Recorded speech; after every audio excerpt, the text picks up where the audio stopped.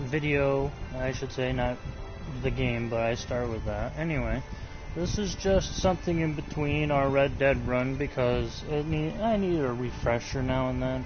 Something, unusual to do. Just something to keep myself going so when I go back to Red Dead, I can actually, take a moment, relax, get those kind of decent vibes going.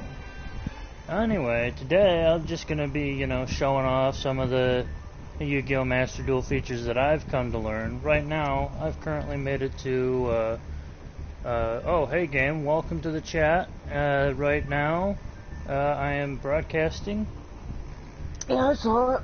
I was like, oh, I didn't see you make a chat party. Yeah, I just made a chat party. This is Yu-Gi-Oh! Master Duel today that I'm broadcasting.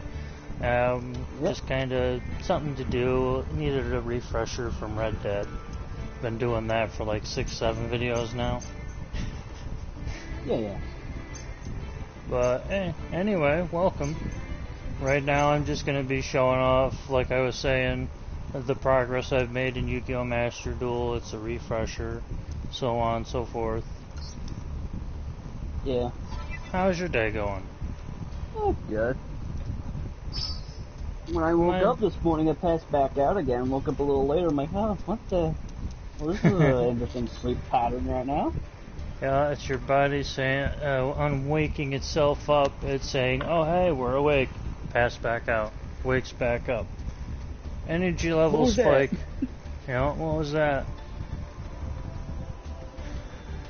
If everyone's wondering where I've been in history and stuff, I've been doing basically my own daily routine stuff.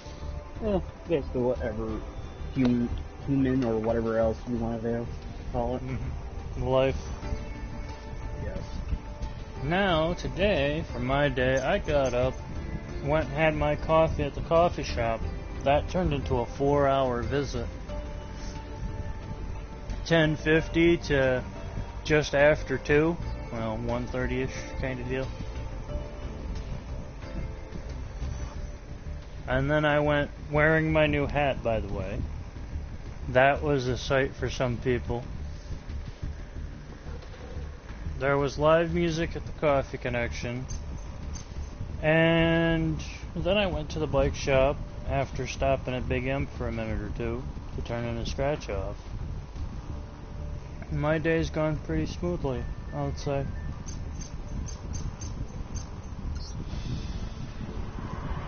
Got to hang out at the bike shop for like 5 minutes, and then ended up doing something else completely different. Came here, played a video game. And here's where you join in. Yes. I was about ready to play Valhalla, Assassin's Creed Valhalla, then I'm like, wait, I didn't have certain things downloaded? Uh-oh. So yeah, I am now waiting 5 hours for the Wrath of the Druids deal, or the DLC or whatever it is, for Assassin's Creed Valhalla to install. Nice. Would you like to join in some Master Duel then? Since they have that new duel room. To try it out with you? Invite, please. Well, let's just all try I'm doing to... on my Generation Zero is just killing robots. I'm going to open a regular duel room. I don't know if I can set up a casual match, but I think it just jumps right in. Let's see first. Oh no. Yeah, no, this is just a regular duel. It's a free duel thing. But I want to see what else they've changed since... I gotta set up a room. Sorry. Yeah, I'm just explaining for the stream. All I'm playing is just Generation Zero, the Swedish robotic survival game, or shoot 'em up, where you want to call it. They added a new pack, which I had finally bought, which gets me access to Molotovs, pipe bombs, portable turrets, portable cover, and I kid you not, you know those barking, flipping dog toys?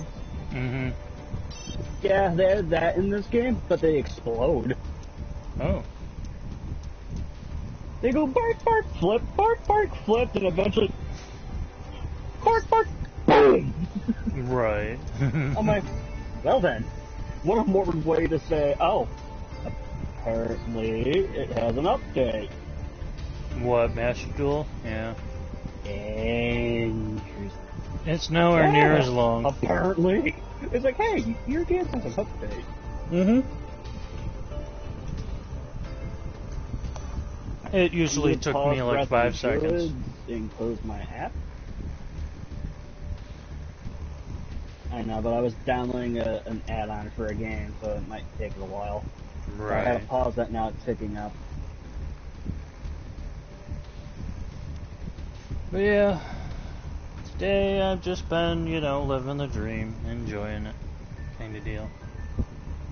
My favorite ice cream store closes for the season today at 8 p.m. That sucks. It does. I've gone the entire time without my signature. 60-something minutes for mine to download. What's that? I'm sorry, what did you say? Something about 60 minutes?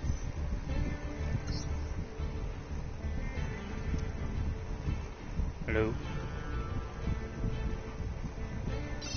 Well, it seems he's having some connection issues, everybody. Yep. So, as of this point in time, leave the table. Yes, I'll leave the table. I do have that room open. I'm gonna quickly do one of these matches while I wait. Because he's not back in the chat, and something errored out for him. So I'm gonna quickly do one of these quick matches. It's been going rather smooth. It was kind of weird yesterday to have like 4 matches straight in a single row kind of go over so smoothly. But literally when your opponent surrenders, quits, or is just booted out of the match, what can you really do? Right now I'm running my custom-made Magician's deck.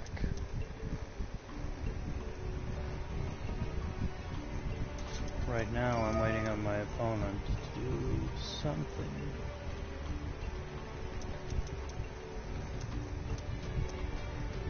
Maybe game will join in a minute or two, but I don't know. I haven't any indication right now whether he's gonna jump back into chat or not. He might have not even noticed he was booted, so.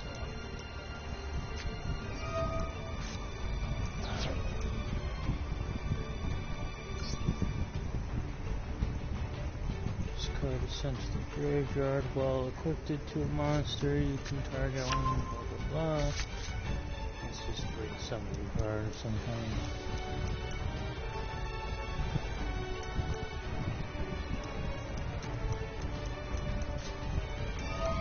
What's this? Control equipped within. Equipped card cannot be destroyed by your opponent's card's effect. Also, your opponent cannot target them with card effects. I don't care. I'm just gonna destroy them outright, usually.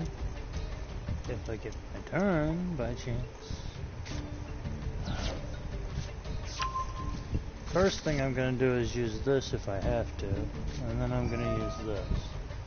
If you've seen or played Yu-Gi-Oh! Before, you'll probably have recognized these cards. This is a really great one-use, one special trap magic card. It'll allow me to, if you couldn't read it, wipe away all his spells and traps. This one will allow me to start summoning my black chaos magicians and those sorts of things.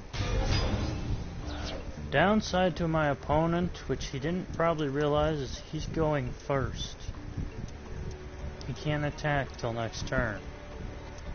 And by that time, I plan to have wiped his entire field away.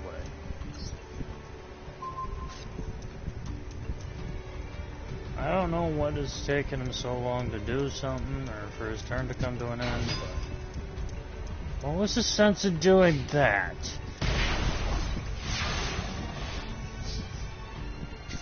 One of his cards just made him take some damage, so.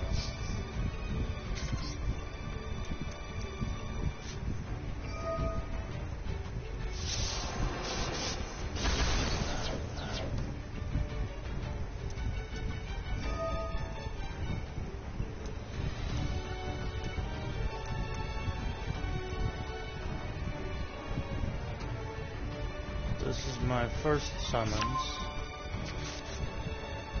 Can I have my turn back now? Thank you.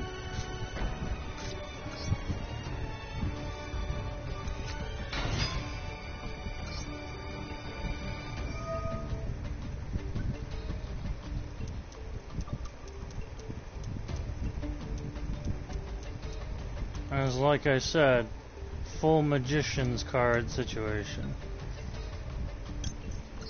I will use that to get that.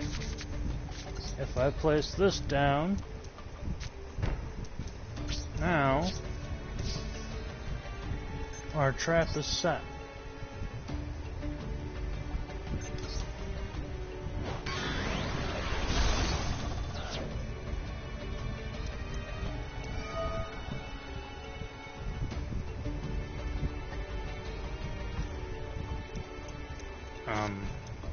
Oh, I'll take my turn, thank you. My turn's over. Now I know he's probably gonna try to attack with that creature. Right now, if he attacks, I still will take damage. The downside is, this should activate and allow me to special summon one Dark Magician creature from my hand or deck.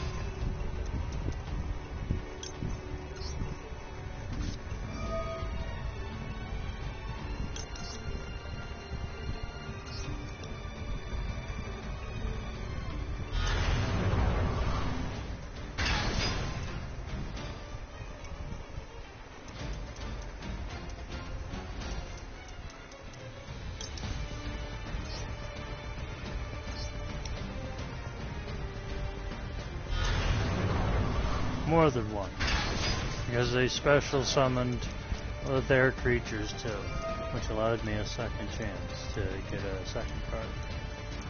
Now then,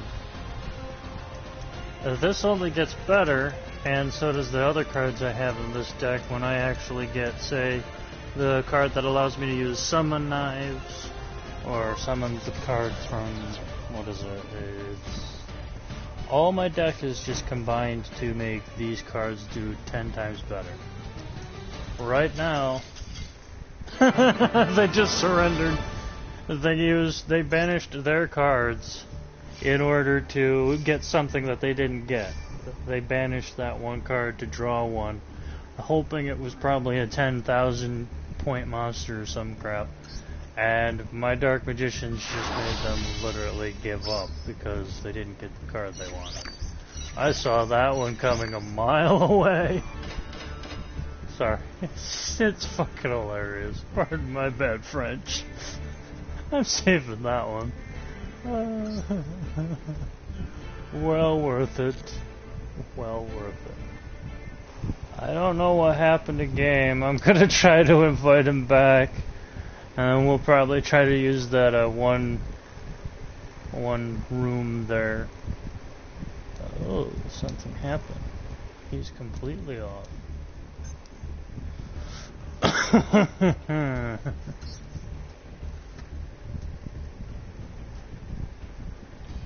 That was priceless, though. I guess I'll do another couple of duels while I'm at it. I always try to at least take the second turn because usually that gives me first opportunity attack. Normally, when I do first, it's because I usually like to have setups going. My deck is tailored to if I go to second and let them take the first turn, I have mostly monsters in my hand. For example, prime example right here. Celtic Guardian, the Apprentice, Illusion Mage, Buster Blader, Arisen Gaia Form, the Fierce Knight, and a Spell usually are the top ones that come into the first 2-3 turns. Now, what the hell? Sorry, I had not seen these ones before.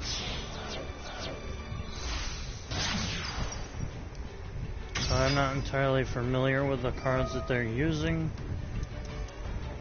It's kind of interesting to see.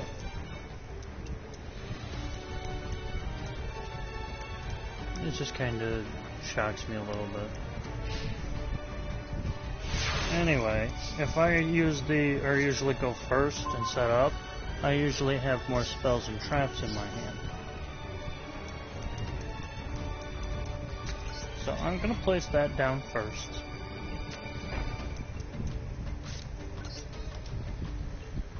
I'm gonna special summon.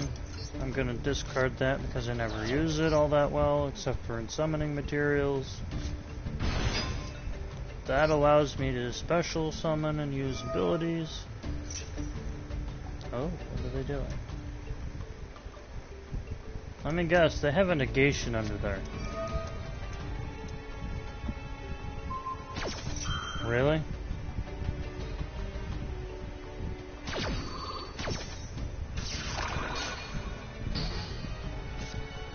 Oh well, that just allows me to direct summon then.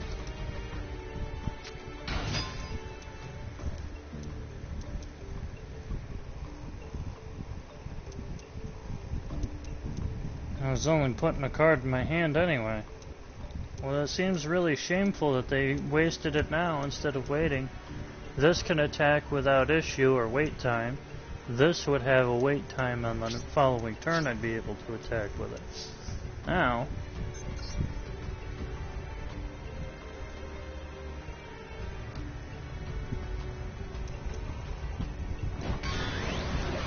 $400 there. That card is useless to them for a moment or so. They get to draw a card or something, right? I'm guessing. I don't really know what their thing is going on with that.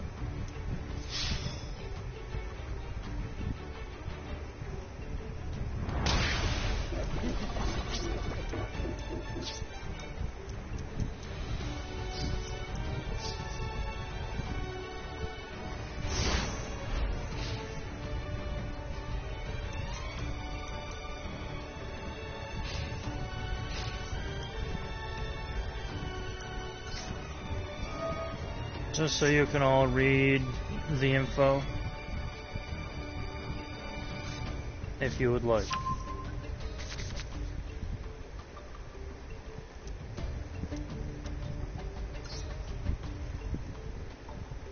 I will let you all view the cards I use on screen, just so that way there's no issues.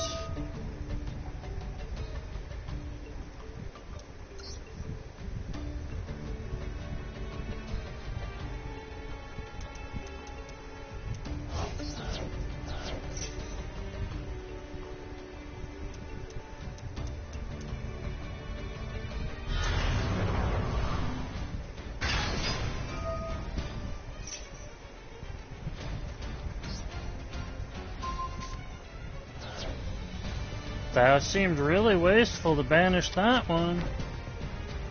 Hello?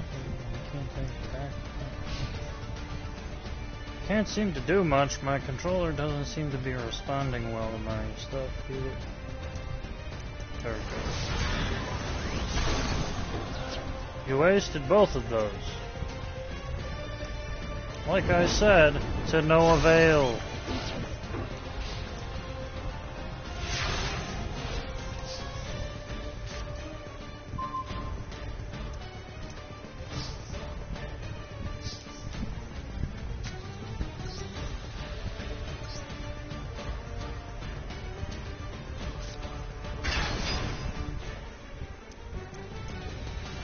No avail.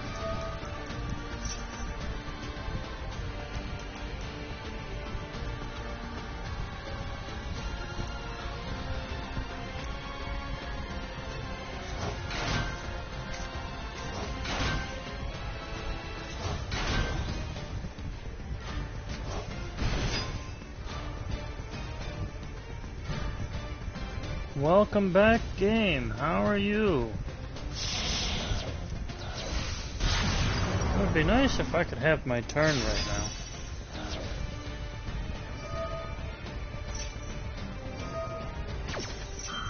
Sorry, I do not know what you mean by cross duel. This is Yu-Gi-Oh! Master Duel there. Scrap Pink 5038. I don't have any idea. what you mean by cross duel. This is just Yu-Gi-Oh! Master Duel normally as it's played.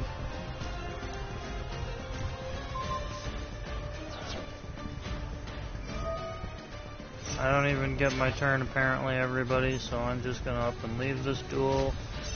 It's basically they've taken my turn from me before I can even do anything, aka they are using an emulation.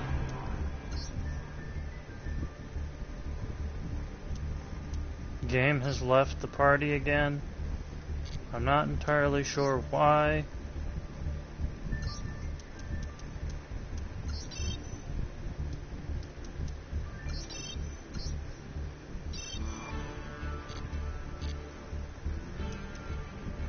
This game is usually just to make a refresher before we go back to Red Dead Redemption 2 story. Hey, welcome. What happened? I don't know what's going on. Turning on my system and stuff, like, for some reason it's not connecting. It says like, oh, I'm still connected, but then it's like, you're no longer on connected live. I'm like, what the hell? Did you update your system? Yeah, it was updated. Yeah, why? I was just saying that could be part of it. Things. Yeah. Or the conversation, or what I said about Generation 0 of video game could have also triggered it too. Well, like what? Always watching. I talked about the barking dog toy. Oh. Copyright infringement. Or telling away how they made an explosive device. Yeah, that would be terroristical situation in their game, so I would advise you not to do that again. I didn't mean to. I was explaining one of the game concepts. But yeah. It was clever. How they some little robots and go like, oh, what's this? Pardon those in stream. A game usually has these kind of issues all the time. Sorry about that all. Yeah. We do have someone in chat, last I've seen. I haven't no idea what they mean by cross duel in this, but oh, cross-platform duel. Yeah. I mean, whatever they mean by that, it's not specified. It says you play cross duels. So I was like, I can. I don't know what you mean by that kind of deal, but I didn't get a response. Bless you. Right now we are in the duel room if you would like to join. Bless you. Sneeze fits, yeah. We all get them once in a while.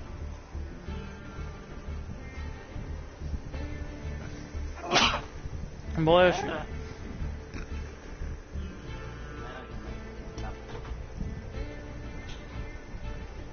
Just be careful, the leprechaun might be after you.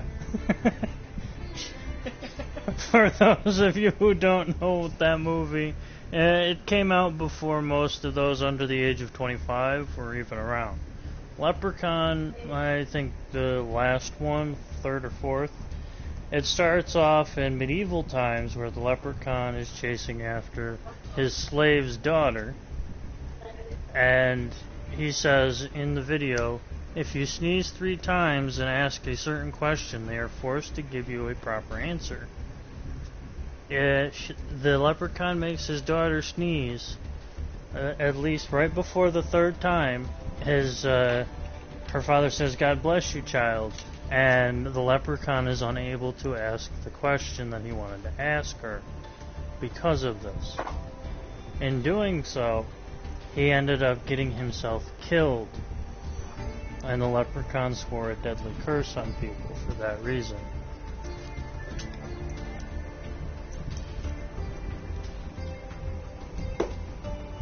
That's how that movie starts. Just so you all know the reference.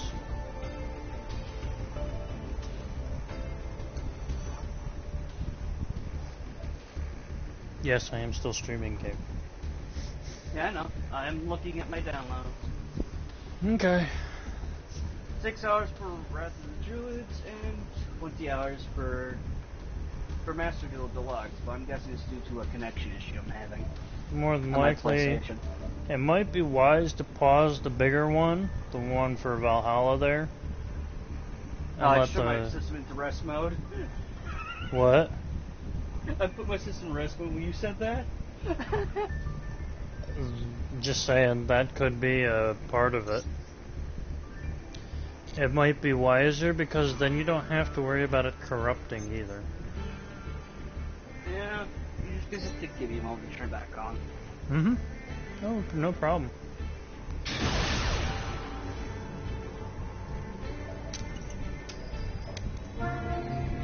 Oh, as soon as I turned it back on, I had 19 hours for Master Duel.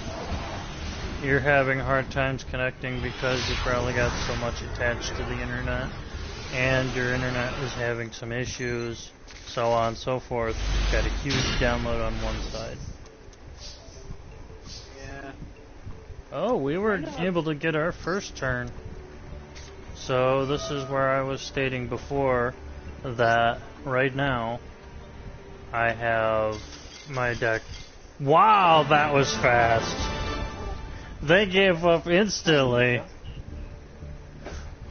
Wow. I put one card down, everybody. One card. No. I said talk to you later. Oh, alright. Later. Later. Wow, everybody. If you weren't watching, I put one card down. One card. Instantly they gave up. As I was saying, for chat, or for the video, that's what I was saying. When I get the first turn to go first, I have my whole hand is usually set up with traps and spells. As you saw, I placed one special spell, the Magician's Salvation, and literally in that last duel, they gave up. Just so you all know, these are the cards that I run. And this particular deck is used for most of my competitions as well. I have the Flaming Manipulator. I have Mystical Elf, 2 of those. 2 Celtic Guardians. I have 1, the legendary Maskey, the legendary Swordsman. Summon Skull, 2 of those. 2 Dark Magicians. 1 of the original Gaia, the Fierce Knights. I have 2 Blue Eyes, White Dragons. 2, basically 2 of almost every creature that I can have in this deck. The Magician's Rod, the other Celtic Guardian cards, the Noble Arms. I have Dark Magician Girl in there twice. The Apprentice Illusion Magician, 2 of them. Only one that's an exception to that apart from Noble Arms and the Swordsman cards are Buster Blader, the Arisen form of Gaia, the Magician of Dark Illusion, this form of the Dark Magician. I have Gaia the Magical Knight. I also then have a few different forms of the Dark Magician of Chaos. I also have Dark Sage, a Red Eyes Darkness Dragon in here, the Winged Dragon of Ra, and its addition, the Winged Dragon of Ra Immortal Phoenix. And let's see what other ones I have singulars of in here. Mostly the Dark Magician spells. This is a singular card, the Dark Magic Expanded.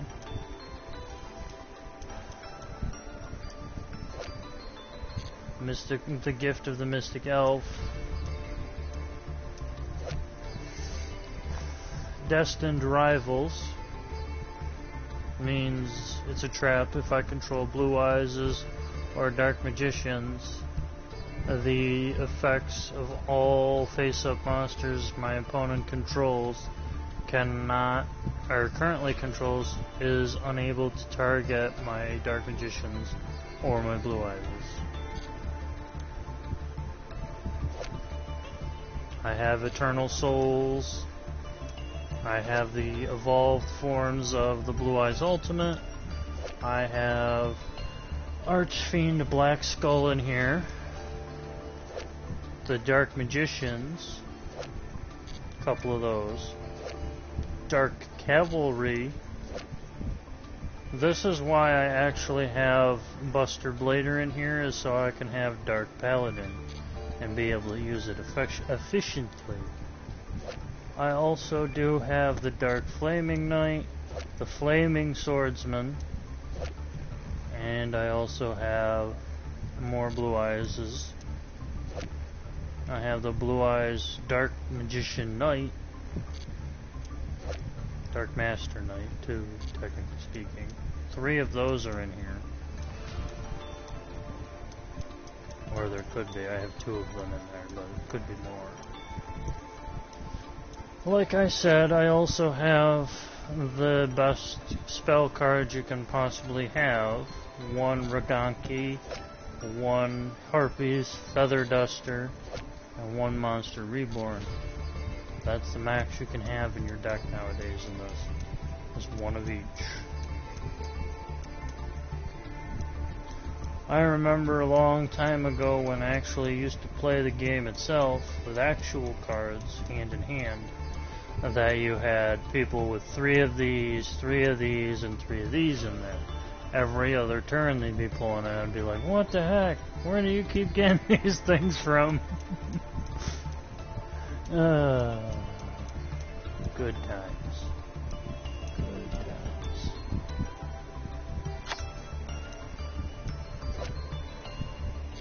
Just so you know why I do not have 3 of them in there.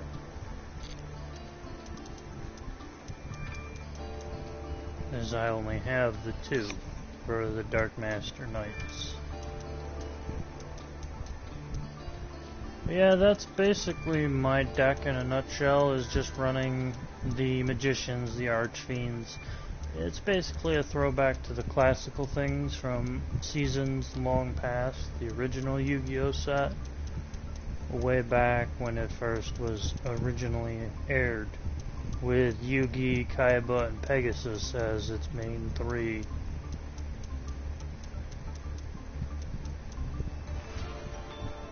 Where the God cards made their appearance.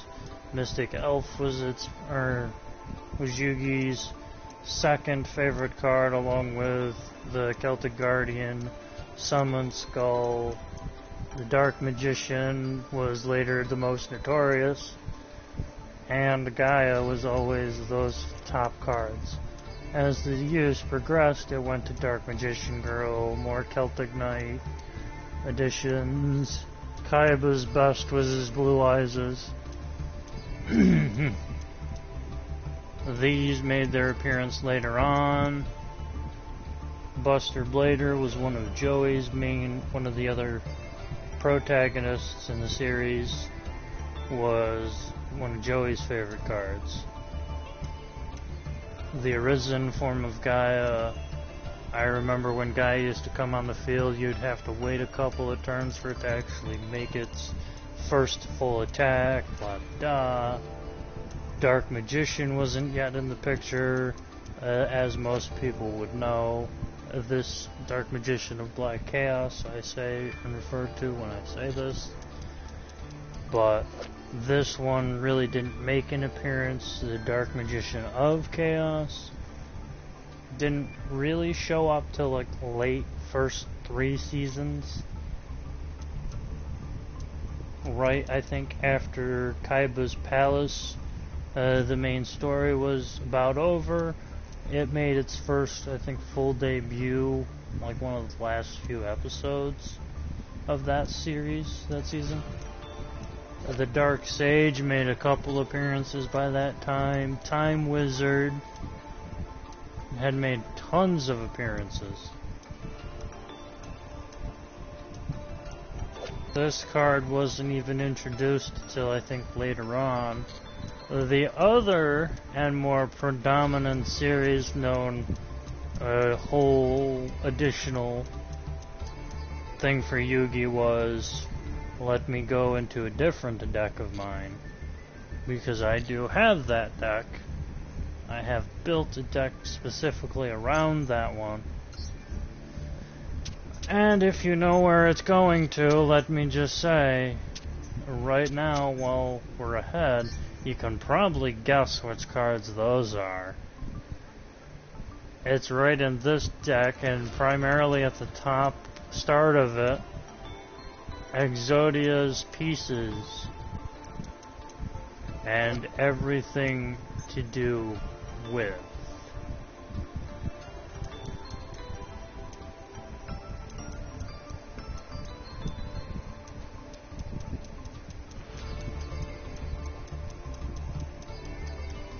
As well as the Dark Magicians. Again, this one also has the 3 god cards. Obelisk the Tormentor, Cypher the Sky Dragon, Winged Dragon of Ra, the legendary Exodia Incarnate, and the usual Dark Magicians. Red Eyes Black Metal Dragon makes his appearance in this deck. The Blackluster Soldier. Sorry for everyone if you're hearing me deep breathe every so often. I've been just trying to come back after being dehydrated most of the week. That is not easy, but it is possible. When I say dehydrated, it means going to the ER and coming back, so just as an FYI.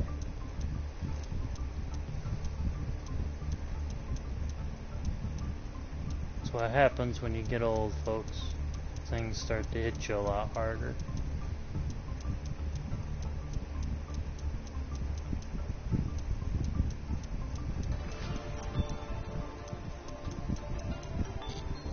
If you're wondering, I do have other decks that are, that I've used a lot. For example, this deck, which is the Beings Who See the End of the World. I have altered this one too, just a little, to incorporate some extra oomph power to them. Because this deck alone is, if you can get the right hands. Yes, this one comes with particular hands when it's first set up. Is basically like this. You use this card in order to summon the spells that you need to summon the beings, the strongest entities of the deck. These ones are particularly broken. If you do it right, the whole deck becomes broken if you edit it right.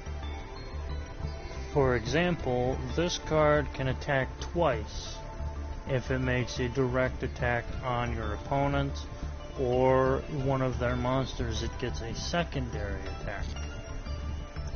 This one's special ability is you pay a few thousand life points, and it destroys all other cards on the field. For both you and your opponent.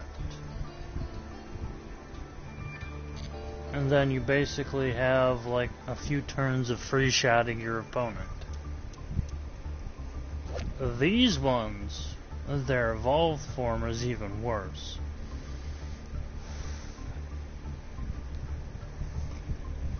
Basically, it's stronger than the originals, A. B, it also has basically the same issues your other opponent has, your other monster has. For example, I will just read.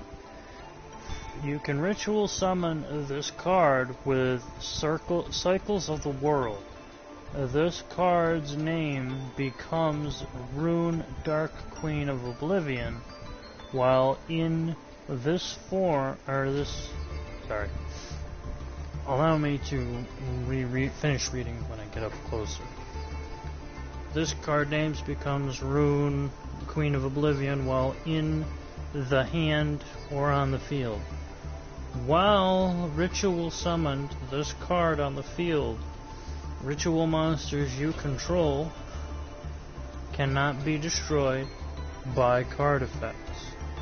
If all monsters are used to ritual summon this card, this card were ritual monsters, it can make a second attack during each battle phase. If this card destroys an opponent's monster by battle, you inflict damage to your opponent equal to the monster that was destroyed's original attack. So, say this card went up against a Blue Eyes. For example, do I have one in here? Should. No, okay, I don't. For example, if, and I'm just saying hypothetically, it managed to destroy this card, or one of similar stature to itself. Let's find a better example. Oh, let's just find what I'm trying to use as my example then. Let's find... No. Okay, I can't seem to find a decent example for you. Let's just say, hypothetically speaking, it destroys this card. That card I just read off would inflict the damage of 2,800 to its owner as well, on top of its own damage, which is 29. So that's basically 5,000 life points in a single hit for Rune, Supreme Queen of Oblivion.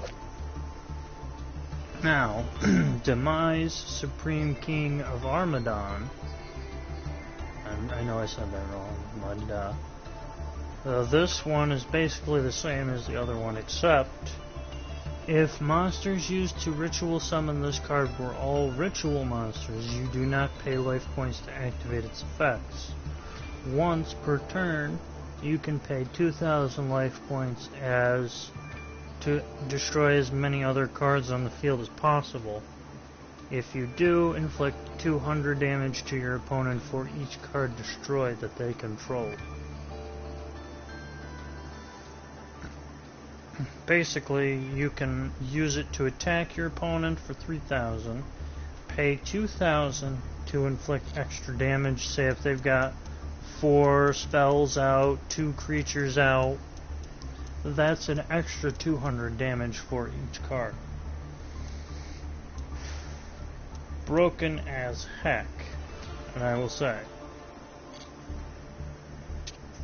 I did try the XYZ Festival with this deck. There was a lot of issues during that event. I could only use a certain number of spells, a certain number of creatures, and eventually when the thing ended, I didn't get any of the rewards from that because of how bad people were glitching, cheating, using emulations, so on.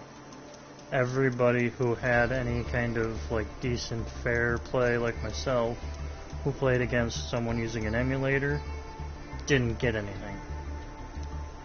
I was told my stuff couldn't be properly counted, la-di-da, here's a few hundred gems, and go on my merry way. Even though the amount I was given was nowhere near, and basically was told that I was SOL.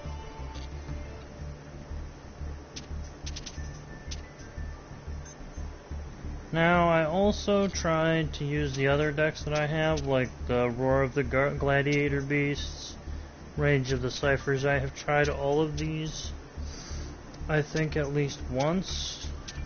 I don't think there's one currently I haven't used.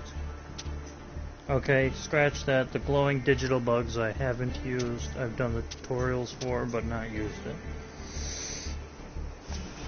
For this one, my throwback deck is just basically the exact deck of, containing mostly monsters to be a throwback to the old world of Yu-Gi-Oh! You've got the 4 pieces of Exodia that you can see right out now. I didn't have the 5th one when I made it. You have Baby Dragon, Feral Imp, the Winged Dragon, Guardian of, what is it? Guardian of the Fortress card. That also made a lot of debuts during the original series. You have Blackland, Fire Dragon. You have Beaver Warrior. Yes, I know back in the day everyone loved this card just for some weird reason or another. You have this predominant card, which made a few appearances. This is the creature that if you've played the older Yu-Gi-Oh games, like say on GameCube, like Yu-Gi-Oh! Duel Masters, back then, the actual, like, what you want to call it? It's an old GameCube game anyway. You would collect a team of duelists, duel your way through others, win the realm kind of deal, la-di-da. Eventually you reached the Cyber Realm where Exodia was available, or the god cards you could battle against, so on and so forth.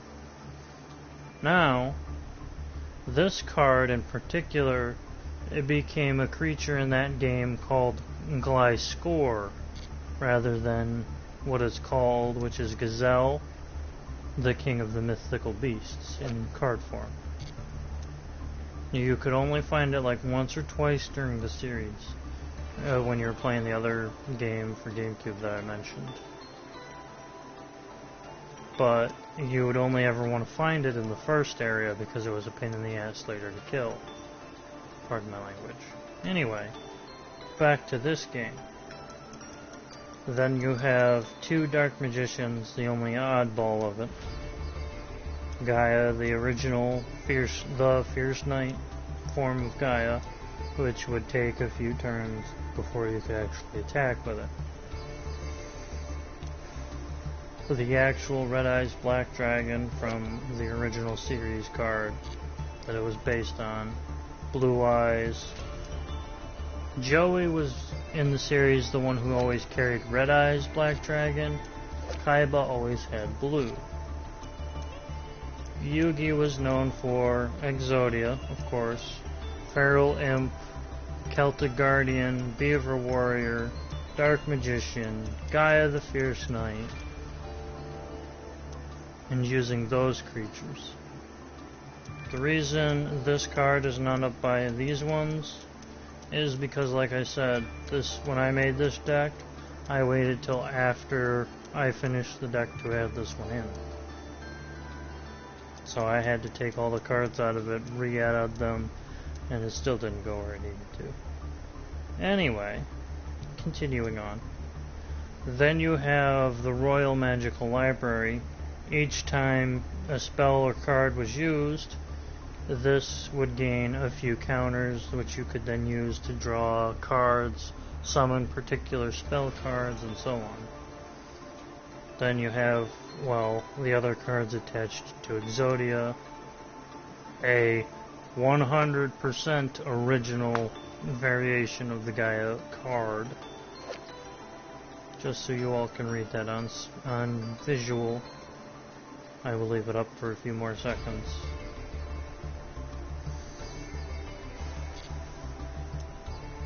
Dark Magician Girl, the Apprentice Illusion Mage, which made very end of the series an appearance that I'm aware of. Again, Joey also was known for his Buster Blader and Red Eyes. Kaiba was known as Yugi's arch-rival in the original series, for those of you who may not know. Blue Eyes was Kaiba's signature creature. The reason that tablet is in the back is because it refers to the primary, entities of the original series. The original series showed about the wielders of the mystical pieces. Each mystical piece user had a signature creature to go with. The better and more premier the piece was, the stronger the creature that goes with. For the mystical puzzle, which was Yugi's prime and glory, He unlocked it by putting the thing together and, you know, learning how to control it. In doing so, he became the user of the Dark Magician, the creature designed for supernatural insight and great power and magic. Dragons in that series, for example, Kaiba, who, as far as I know, did not have a piece, which is the predominant weird thing about him. As far as I've ever seen, he's never had one, never used it.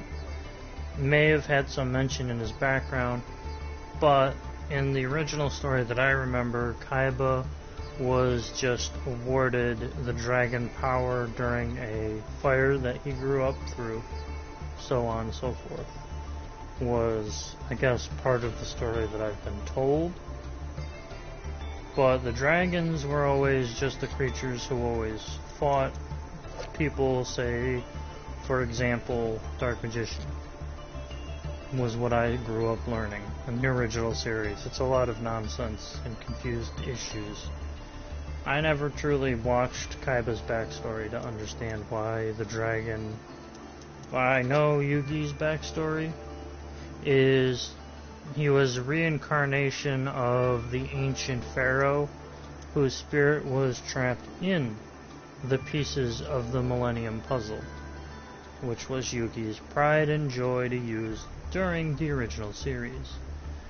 Like I said, during that same series, Yugi would learn to use this item and would be given, when he figured out putting it together would unlock more and more power kind of deal, eventually gave him the Dark Magician card to go with. After his grandfather had become a soul collected by Pegasus, who used the Millennium Eye to take people's souls and trap them in a card game. Always the strangest stuff, let me tell you. It was something you pride yourself in watching when you were younger, kind of deal. Nowadays, all the different additions and subtractions from the game, it's crazy. Like I said, once upon a time, these cards, you could have 3 of them at a time in an actual playing deck. Even in a digital world, you could have 3. Nowadays, you have just the one Raganki in a singular deck. You had 3 of these Monster Reborns. Polymerizations didn't come into play until like halfway through the first Duel series, as it was once called. What it's called now, I have no idea. Shield Crush was a spell that I never paid any attention to for the longest time. I always remembering turning on the TV show and watching Yu-Gi-Oh! Duel it out with Kaiba half the time, and the Dark Magician's prize attack was Dark Magic Attack, as you can see clearly on screen.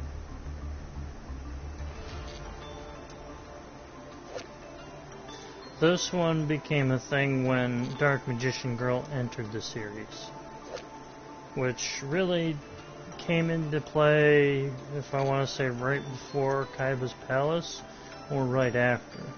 Because the series didn't end when Yugi beat, or not Kaiba, damn, Pegasus, my bad.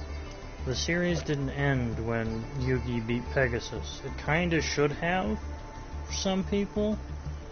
Other people, not so much.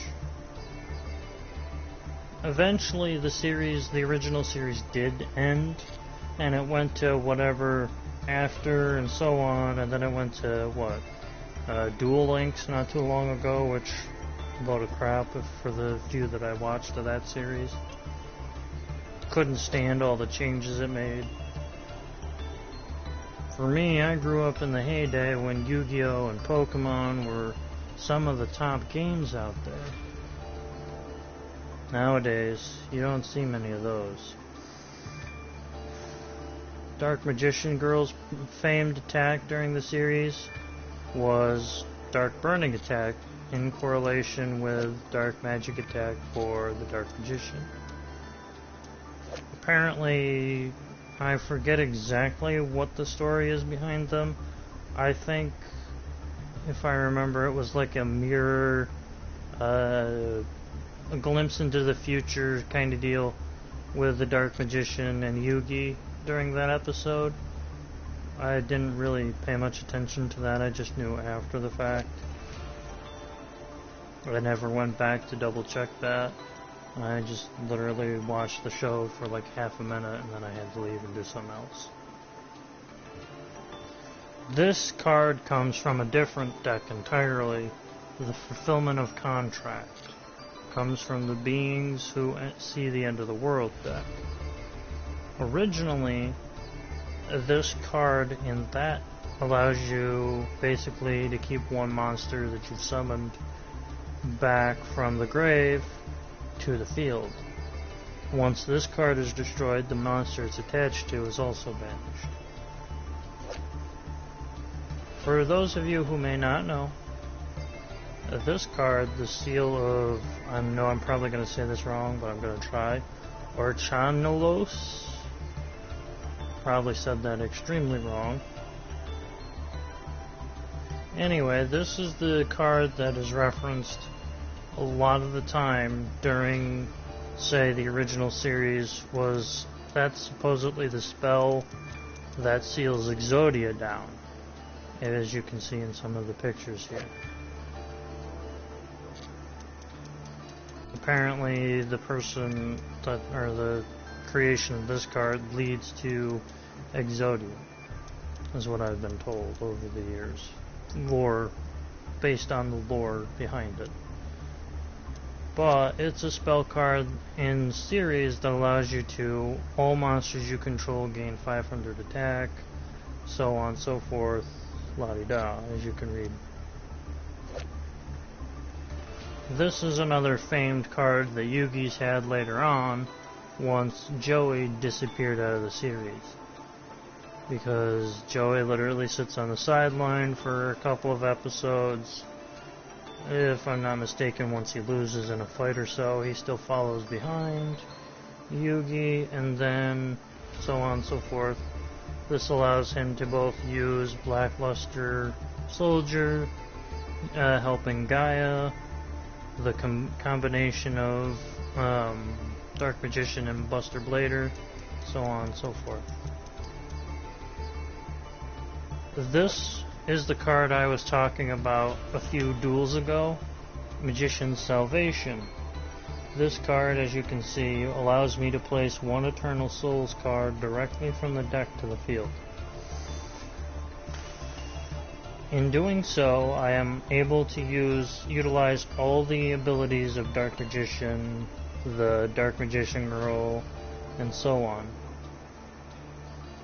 Each time I activate a card based around those two, such as Dark Magician Salvation here, allows me to utilize, for example, this card more effectively.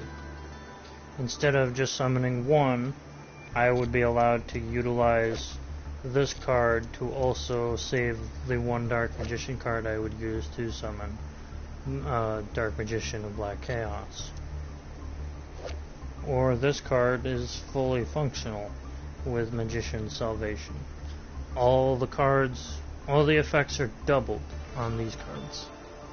For example, if I put a spellcaster monster into the field of 1,000, even like 500 attack points, it gains 1,000 till the end of the turn. But with Magician Salvation, it basically, from what I've seen, I don't understand it myself, it doubled it to 2,000 straight off the bat when I had this one previously activated. This is just, like I said, me firsthand seeing what it did. It also allowed me, as you saw, some reason the one trap card allowed me to summon two. Dark Magicians straight off the get-go, as in the one duel we had earlier. Strange thing that goes on with them, the reason I know they work together this way is basically, for example, if I were, like I did, hit the related cards to the Dark Magician trap, shows Dark Magician, the Magician's Rod, which is also in our deck, Magician of Chaos, and so on. This card is the only one I had like 4 of and used them all to get the materials required to make other Dark Magician related cards. For example, a lot of these.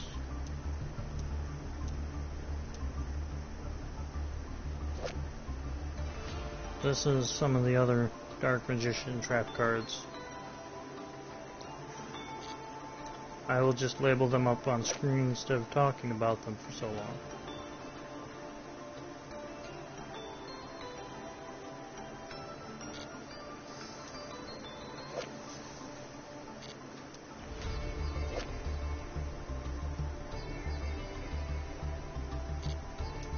A lot of these cards, this card is one I will talk about, however. This is the Eternal Souls card, which, as I've said, Magician's Salvation allows me to pull this and put it directly on the field.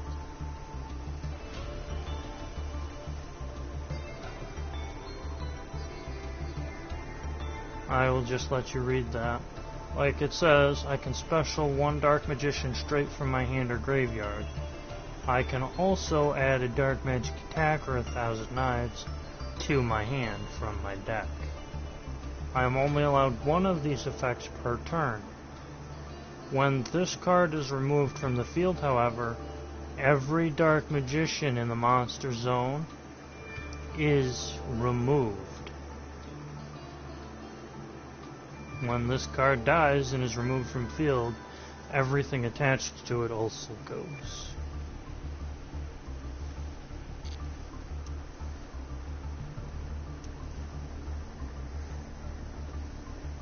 Usually though, when this card comes out, if it's mapped directly in the beginning, it's basically game over.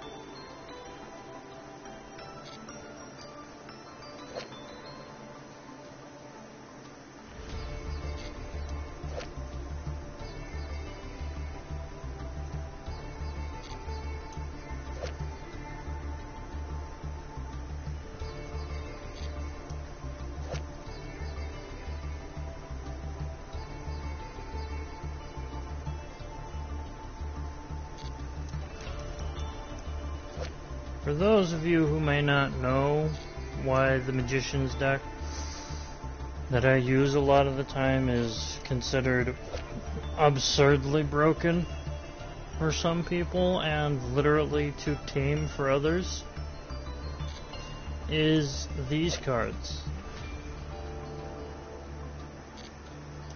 As the cards I'm showing you on screen, which is practically all of them that are in it, that you can put in there.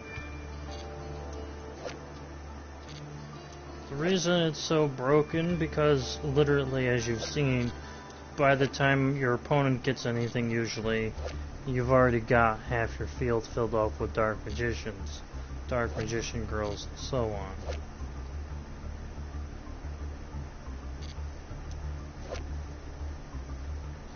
Now they have apparently banned the use of Red Eye's Dark Dragoon. Not entirely sure why. I never used it anyway.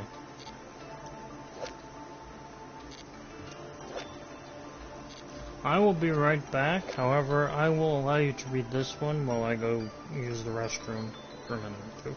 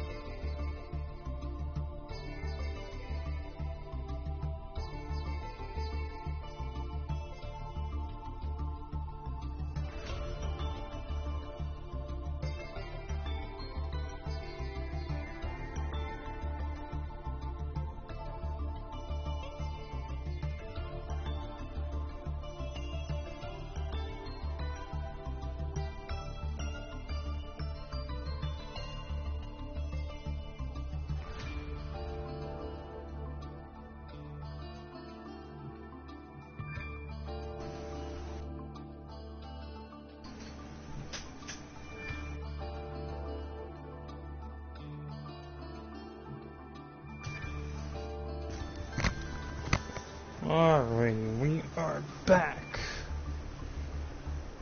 Now, if you have played the game and for whatever reason do not understand how to obtain cards, they offer that feature for the particular cards of where you can obtain them from, or, if you weren't paying attention, you can make them yourself, given you have the right type of materials.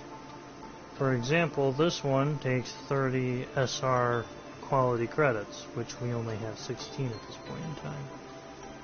Now, that is not entirely important.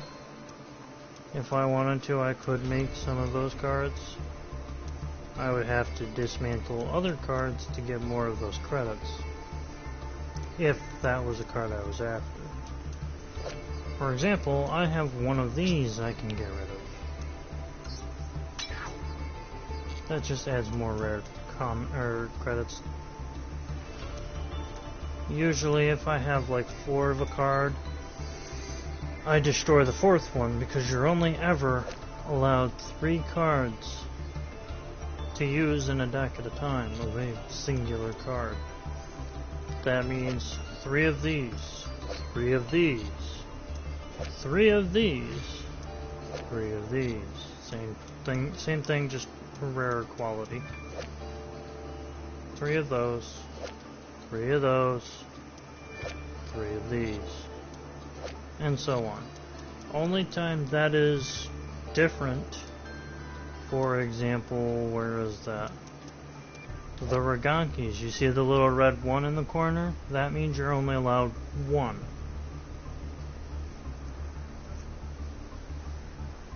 The reason that is the card is virtually unstoppable otherwise.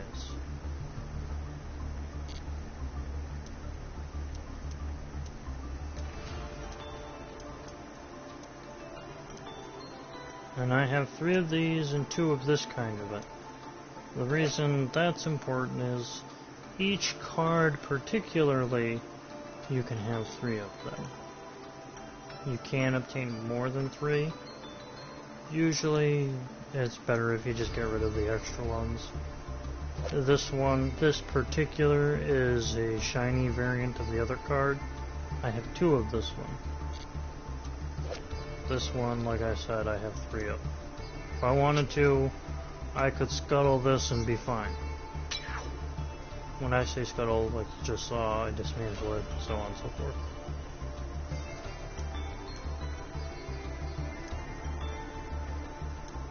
As you can see, when I did that, it didn't change anything in here.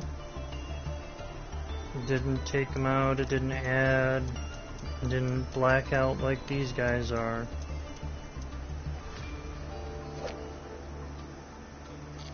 When it's blacked out like these, hang on. Bless me. That means you don't have any of that card to use, and you cannot use it in the deck when you're playing. It still can be left in as an extra card, but it doesn't really hurt or add to the game. Usually it won't even let you duel with a deck if it has something like this going on. Just as an FYI. I have 3 of this particular card and 1 of this type of it. This is the holographic form of this card. I don't plan to destroy those at all.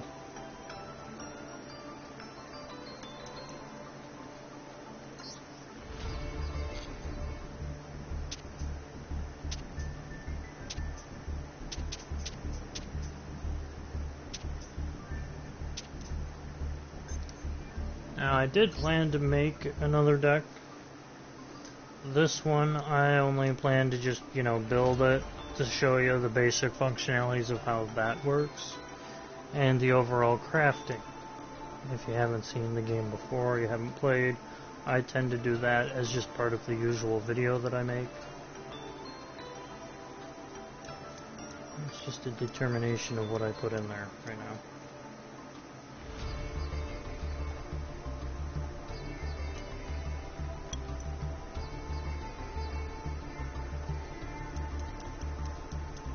As you can see, I just hit the L3 button, which just took it from what I didn't have to what I had, card-wise.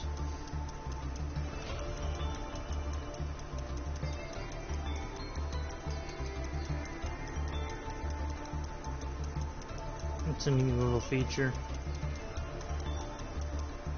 Like I said, if I hit the L3, this shows every card that there is to get.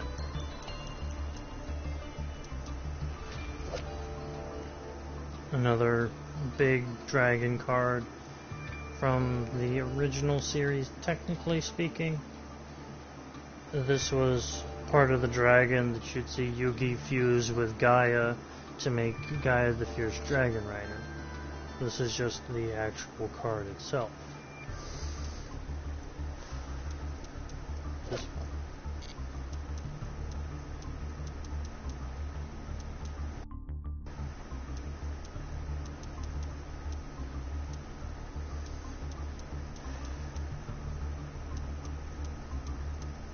Now there are some slippery situations, as I've seen in this game, to where some cards you will have more of, but you will not be able to dismantle them for whatever reason. I have not been able to figure out why.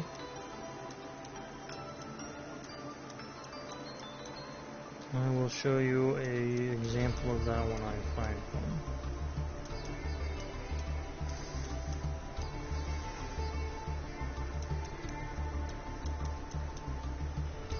For those of you who do not know.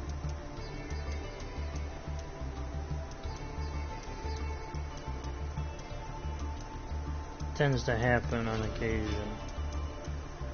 Some of those newer cards that they release into the game, if you already had like one or them or more of them before they fix the bug of that, you're basically SOL on all of them.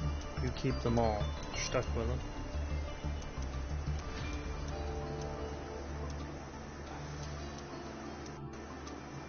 And sure, maybe they fixed that by now, but I doubt it. Let's see. Do I have an example of that? No, that's not one of them. I only noticed this when they had the Champions of the World Chalice cards released into the game. This is one of those few representations that I can think of right off the top of my head. Oh, these guys kinda are the same way. The elemental knights that you've seen us fight a little bit, the gem warriors. They have a similar situation going with them. Last I checked, I couldn't really, as you can see, though I don't have more than 3, I can't destroy even one of them.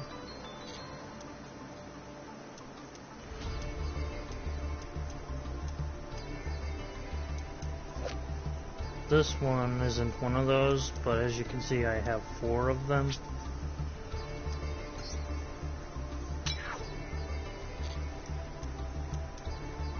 This one I've got 5 of, and actually can destroy 1 or 2 of them.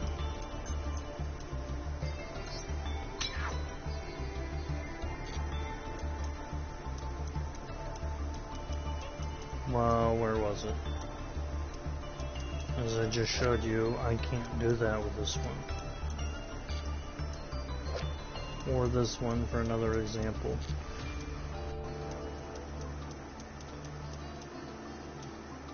And there is a particular reason I do know why this is a thing. I just don't understand it myself. This card particularly is another one. This is from that Spiritual Samurai deck, if you know it or used it. This one comes with a deck that you can get from the solo mode, which is where I got mine. Each card that you gain from that, you aren't able to destroy. But you can also get these cards and similar ones from the Legacy packs. Any card that is pertained to this is also stuck. Say, for example, since I have 3 because I got the deck, I got a legacy pack which contained fourth or fifth one, because that does happen. It still locks them, is the bug I'm talking about. So you could have 5 of these cards and not destroy a single one.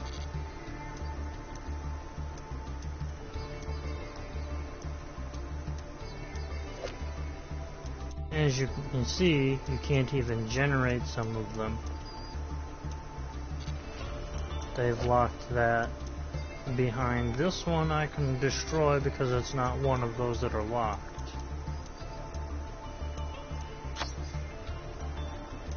Well, I didn't want to throw that in there. Hit the wrong button there. As you can see, there are other cards out there. I don't have any, even though I don't have the credits, I can't generate it.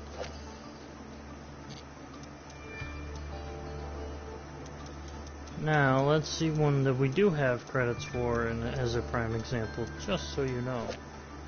Like I said, prime example, I'm sure I couldn't even generate it if I wanted it to. I know personally I wouldn't, just because I know how it goes.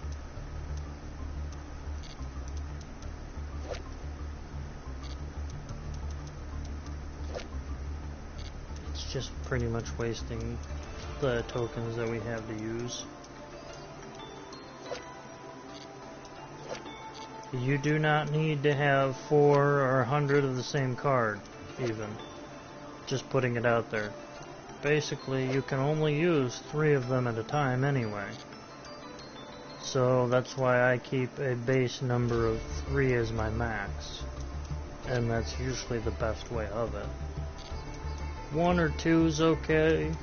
Some cards, for like example, Dark Magician, if I had 3, it's basically just adding 1 too many cards to a deck, and it limits how many cards you can put in the deck if you have multiples.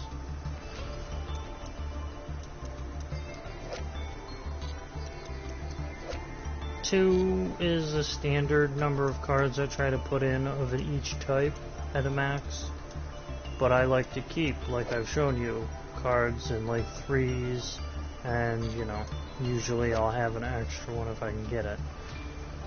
You know what, I've been debating building a vampire deck for a little while. I'll put those in.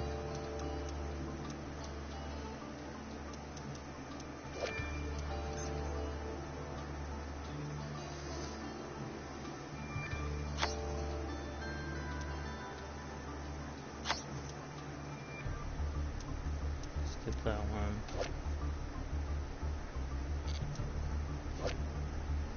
This is just a deck I decided to build because I haven't built one yet. I felt it was necessary to do so. Always, as you go about it, you start with the smaller cards so that you can add bigger, stronger ones too.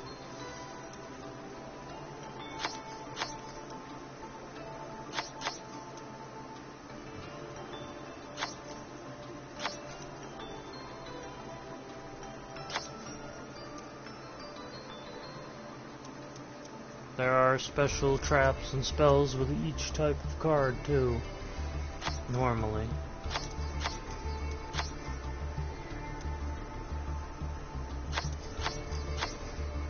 Usually it's the best rule of thumb to throw cards like this in with them, but for these ones it's not truly necessary.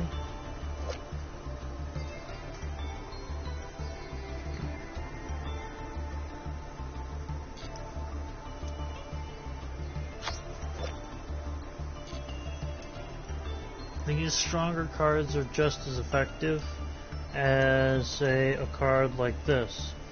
These ones you call burner cards because you use them for a little while and you start building up, like you would in a normal game, or at least that's how I do things.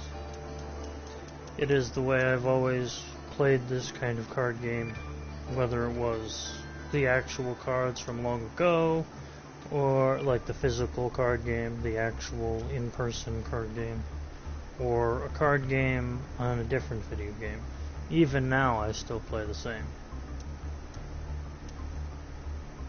And it's always been that way for me. I've never decided to play more differently. I still kind of branch out a little with the things I do, mainly because it works a little bit on occasion. I still end up doing what you would call a standard deck build, where you can build one deck a particular way, and you don't have to really, hey, let's throw, say, too many crazy things in there. These kind of cards where you do the extra deck and you build it up that way, that was something that I thought originally was crazy. It shouldn't be attempted, it's not worth it. You don't get very many things out of that. When I started, way back when. Nowadays, it's no big deal for a lot of people who actually still do play on occasion. I still find it ludicrous. Now, this is an example that defeats the bug. This one I got 4 from just opening the card packs, so I can dismantle them all if I really wanted to. So that wouldn't help for what I'm trying to do.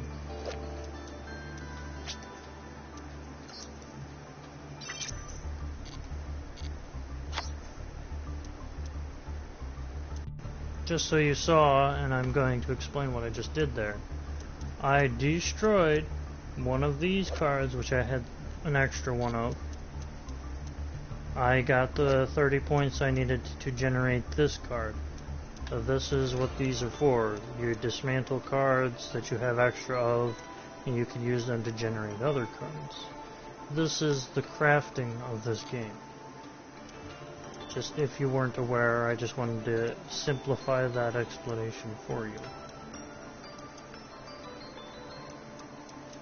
If you weren't already aware, I'm just saying in general, so you know what I was doing.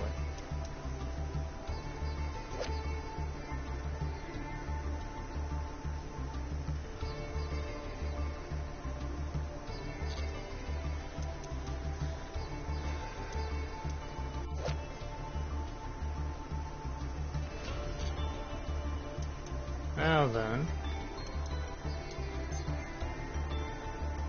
typically with the few cards that I do have, this is a usable deck the way it sits. It's not a very productive deck either, but I like to still throw in my usual surprises here and there. Dark Magicians, those sorts of things.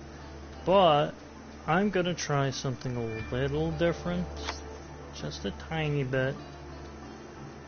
The reason I'm doing this is because it's supposedly how some of these cards operate. As you can read, XYZ summons usually refers to... where was the one I was reading? This guy.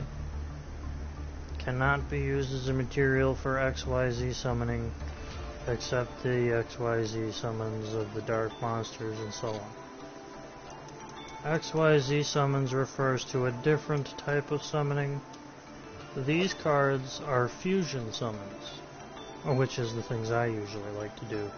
It's the only 2 cards that you put in the bottom, like, spell areas of your cards when you pull them. And it allows you to summon a certain number of monsters of a certain type directly to the field when activated.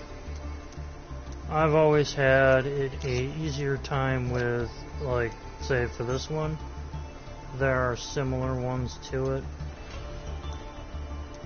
that I like to use.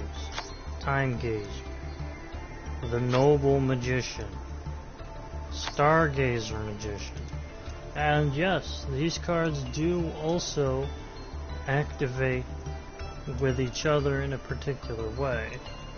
These cards also act as monsters if you put them right out there on the field. This is the strange part about them. They are also what's known as Palladium summons. as I've learned to say that. Just so you're all aware of what I mean by that.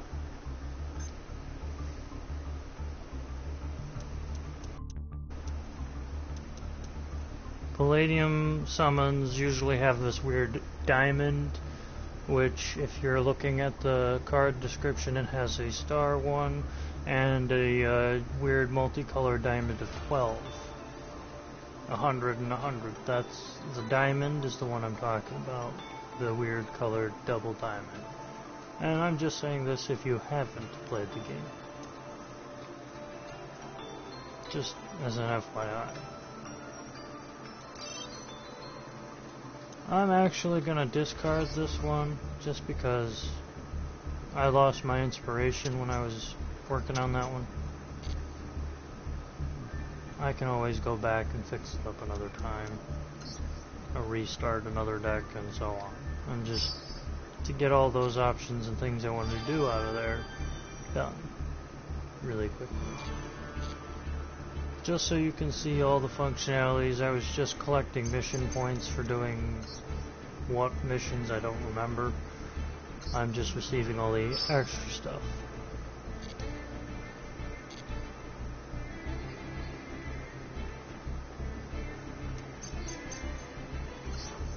Now then,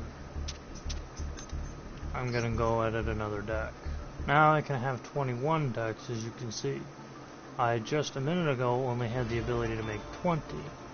One of those missions awarded me another deck slot.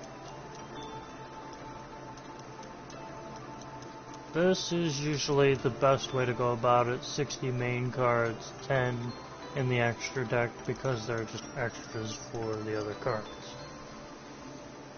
That's usually how I run those. Now, what I started showing, this is solo mode where you can battle like, what's it called, NPCs kinda, and learn the ins and outs of each deck. As you can see, I've already cleared, which is basically just doing the tutorial missions for each of these. The only one I truly think I've completed is the original tutorial, which just shows you the basics of how to play the game.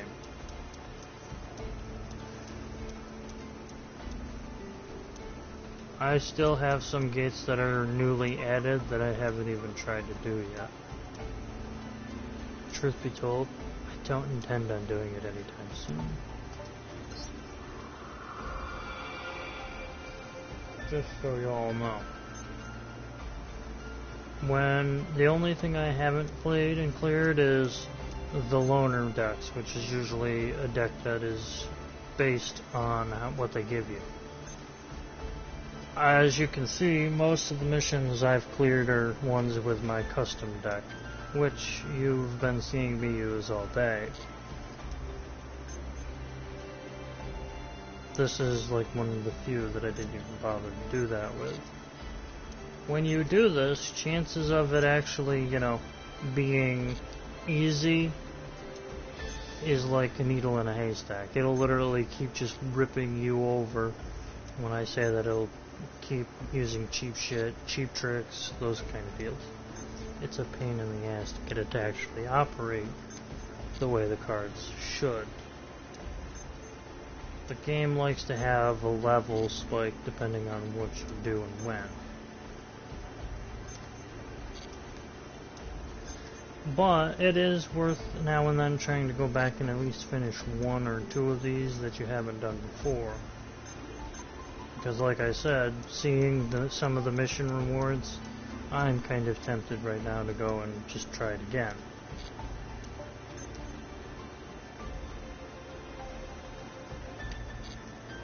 Just so y'all have seen where I'm at in this particular challenge. It is worth trying it at least now and then.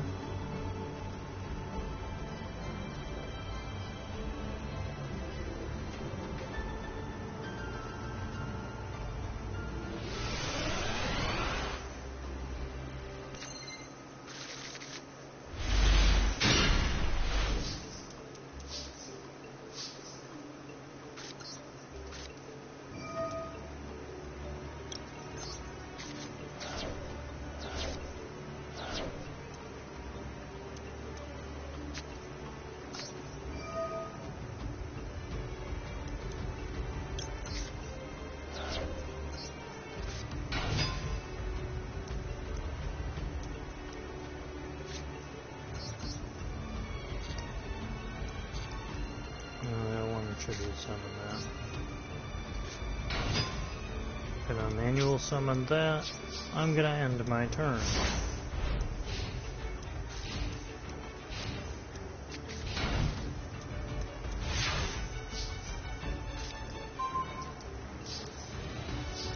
This is part of the way that it likes to rip you off by only giving you one type of card when you know you're gonna need more than that. No, I don't want to tribute summon that. Got to? Really? Really? Gotta tribute summon? Alright, fine. I guess I'll give that first one that we special summoned out.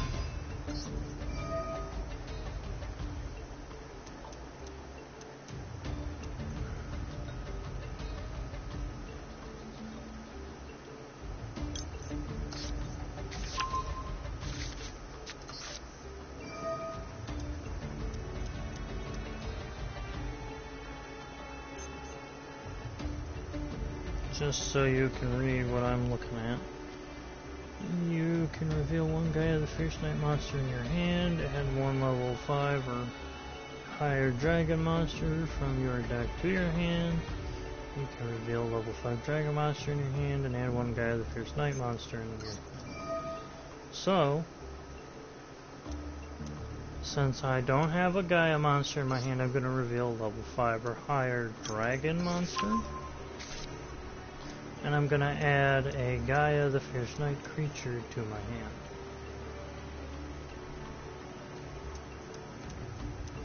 Something that I can throw almost instantly right out there and use.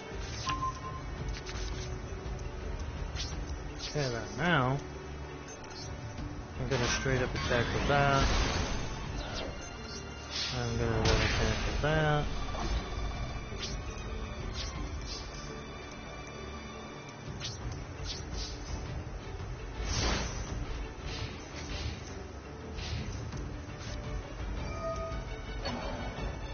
They're gonna take that. See? This is usually where it starts being a dickhead about things.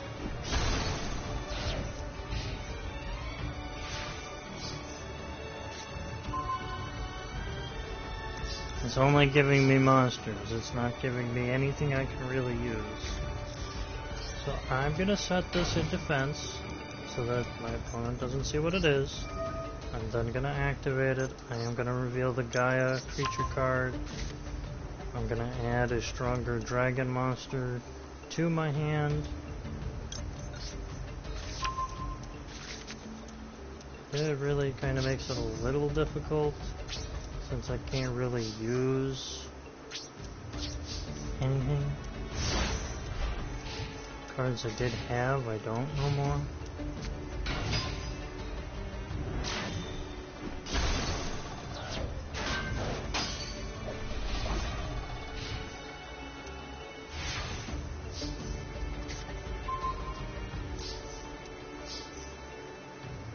This is where it starts being a Jew. Pardon my terminology, completely. I didn't have a better term to pop into my head right now. No offense to anybody.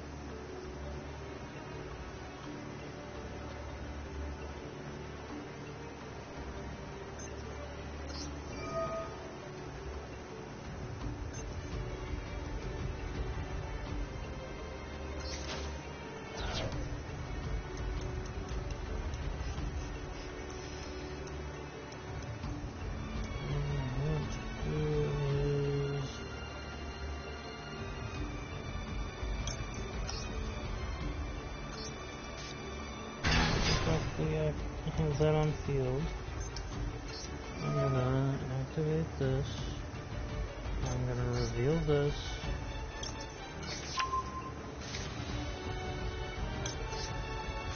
Take that. So we can take one field spell. Destroy it once per turn. Send a spell or trap card to my hand.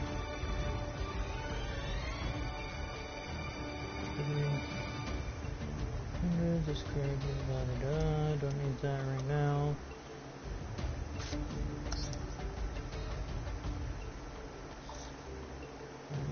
special summon.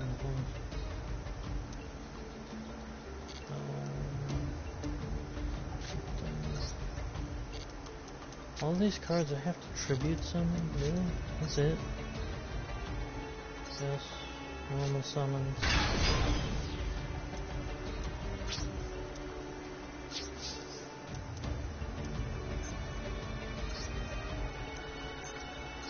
Direct attacking. I knew it.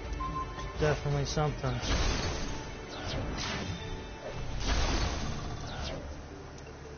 I knew it was gonna do something like that. That wasn't obvious.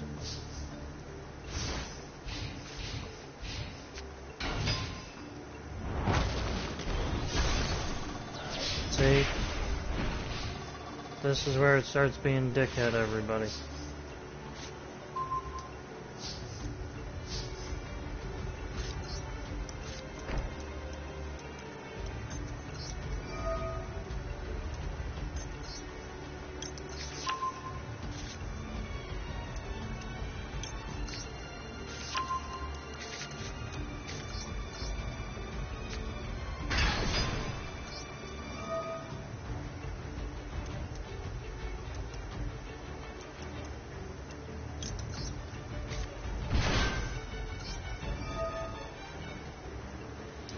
No, I don't want to destroy that. Damn it!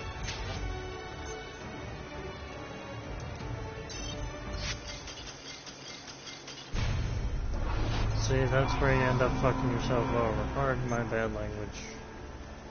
Like I said, it can be a stuck up piece of crap for the AIs and those nonsense. And sometimes you'll get the better of them and sometimes you won't. More times than not, they will have the upper hand on you.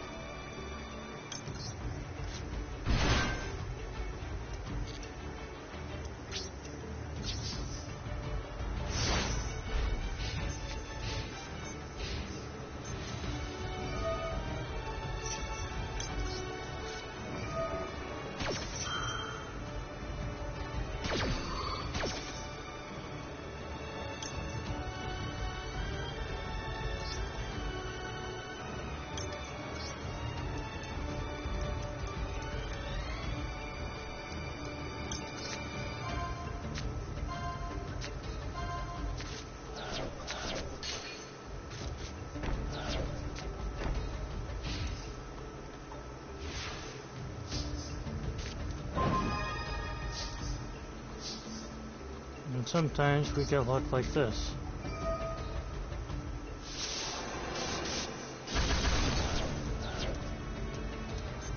Sometimes, not always.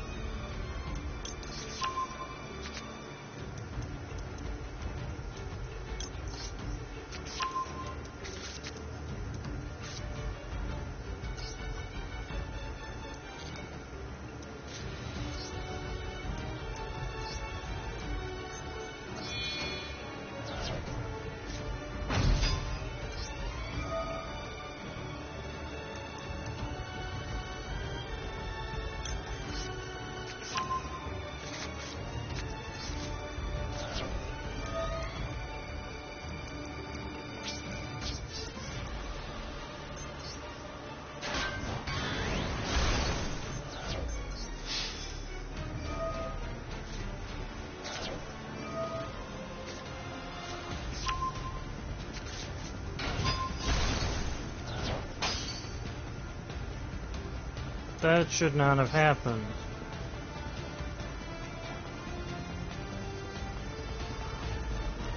Should not have been able to use that. What a nonsense that it actually got to use that. See what I mean?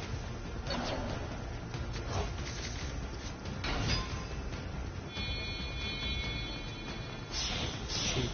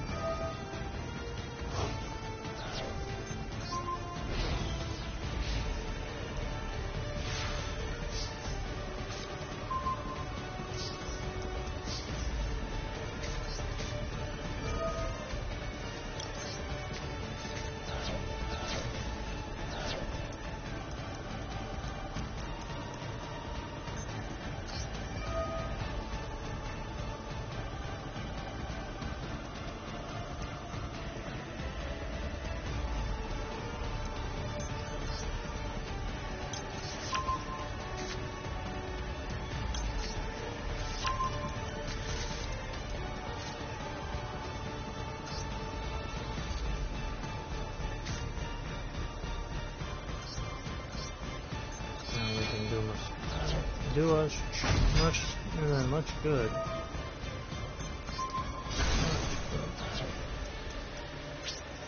And it's better than nothing, I guess.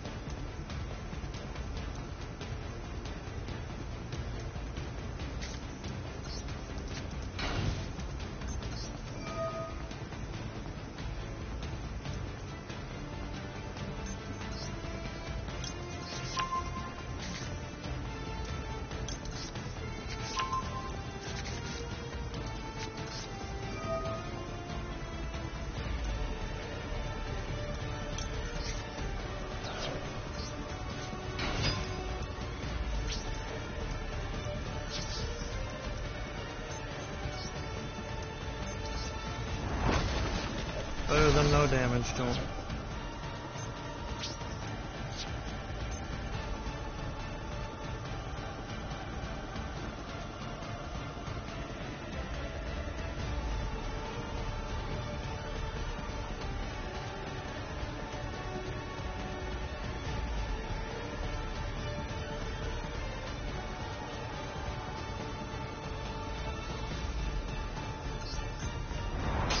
There is a reason.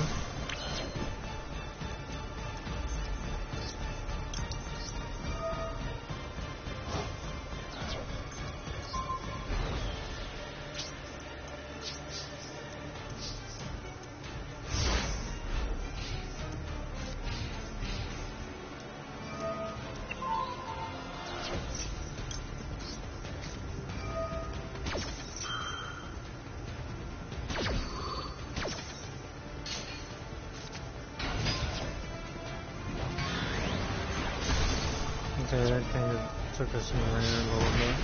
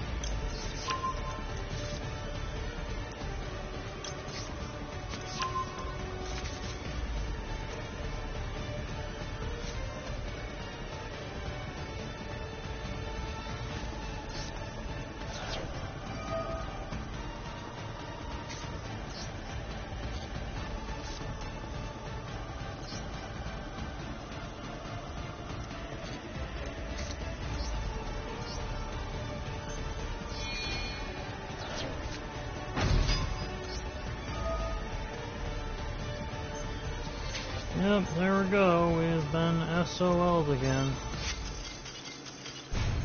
Not much we can do. Every time I got something on the field, as you saw, I couldn't really use it at all.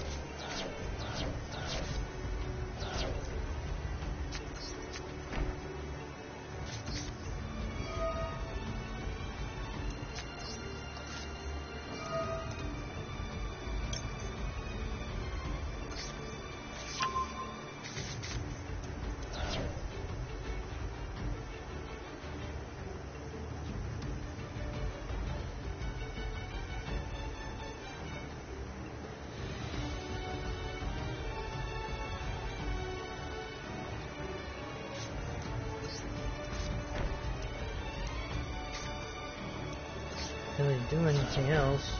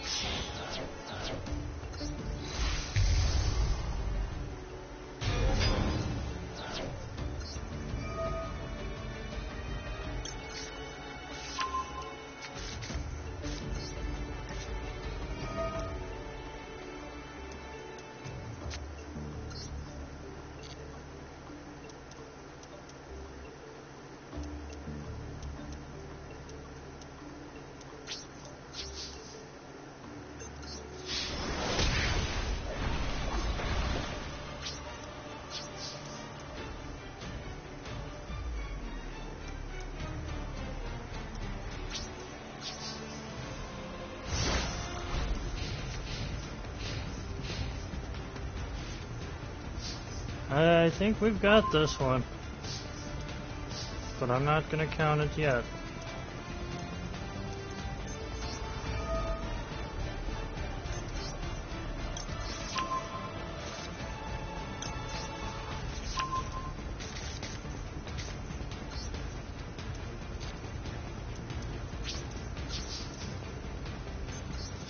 Let's just finish this. There we go.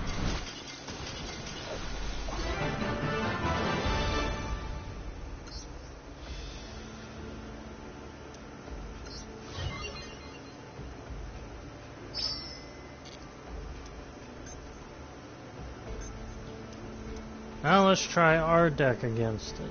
For this one, I ended up doing the other part of it, which is just the loner deck situation. I never really used my deck against it.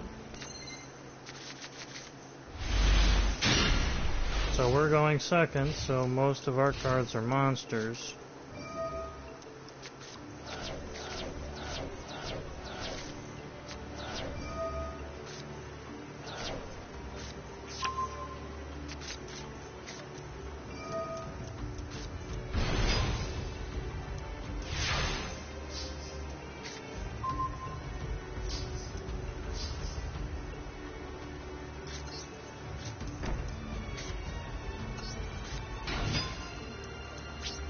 Not much I can really do this phase.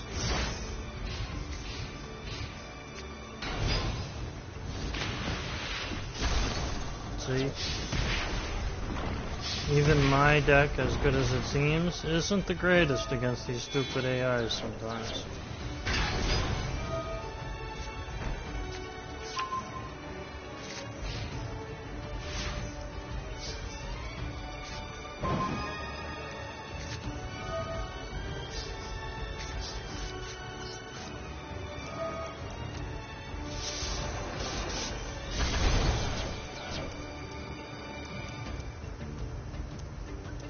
as it seems, I still didn't win or even have the ability to do anything, as you guys see.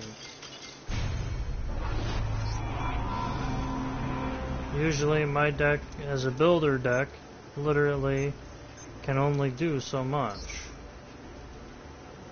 If I don't have anything I'm going to be able to do, I just up and leave. There's no point in trying to push on, because usually by turn 3 it's over anyway.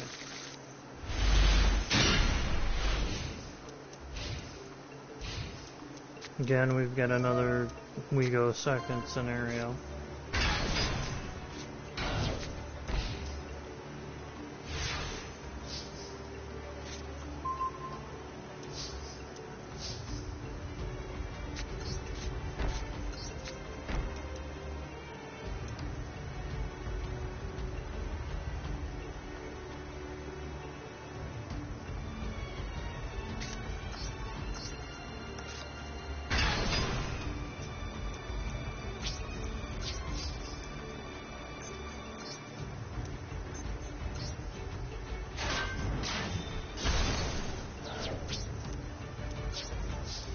Just so they don't have everything that they had.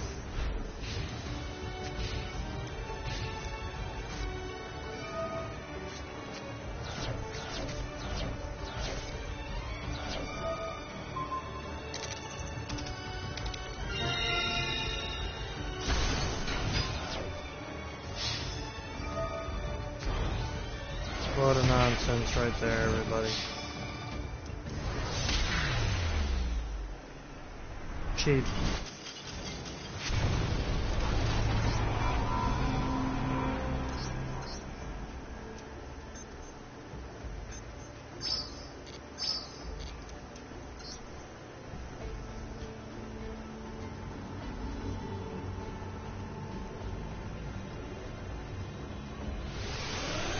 Can't really do anything if I don't have any cards that I can play.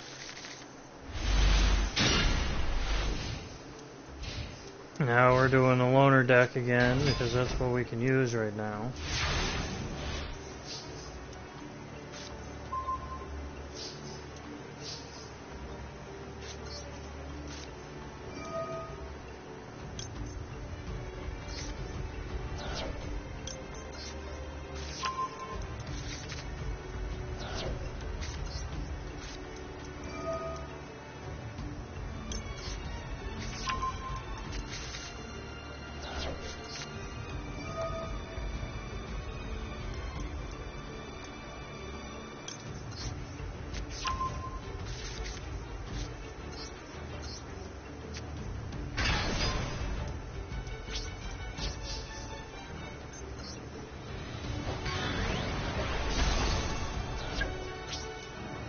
Better than letting them do anything yet.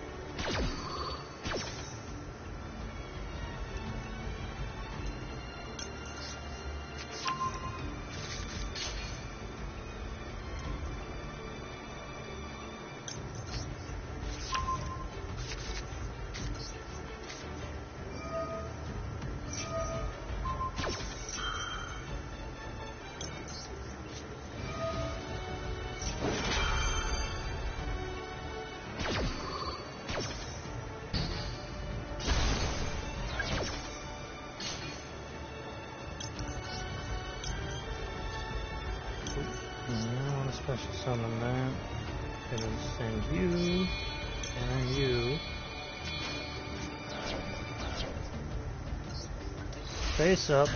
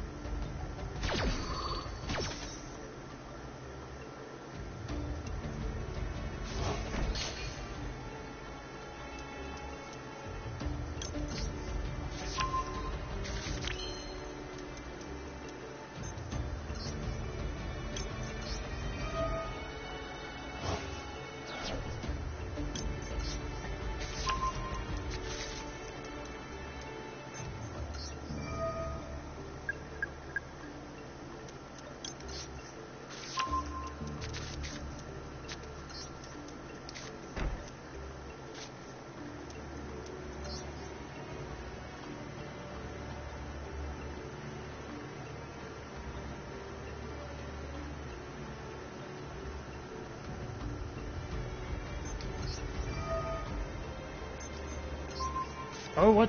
Oops. My bad. Not at all what I intended to do.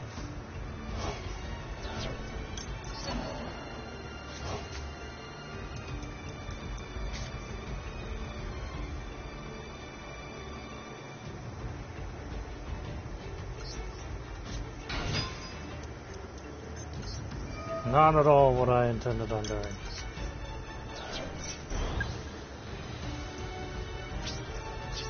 So, on a different note, let's try that one more time.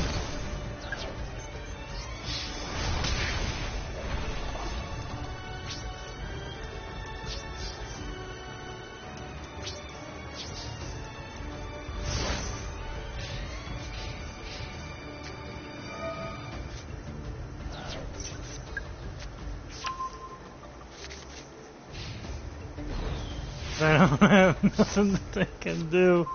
That's part of the fun of this sometimes, though.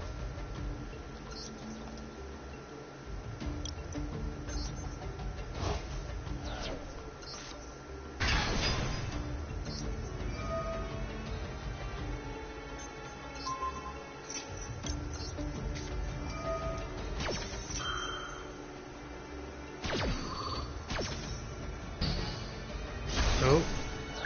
Why the fuck did I even do that? Oh well, I guess that's a bit of a good thing. Oh, I don't want to do that then. Oh, what's this?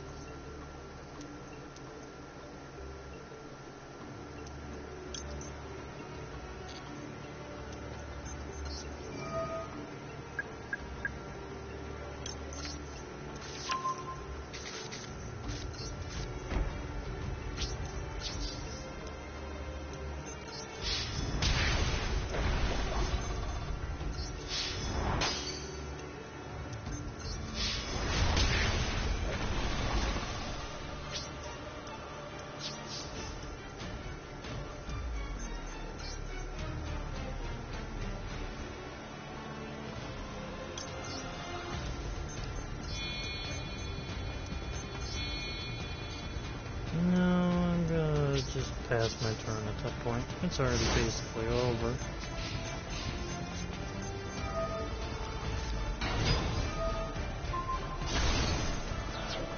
Okay. Still basically over, everybody. Everybody who's played the game knows exactly why that is.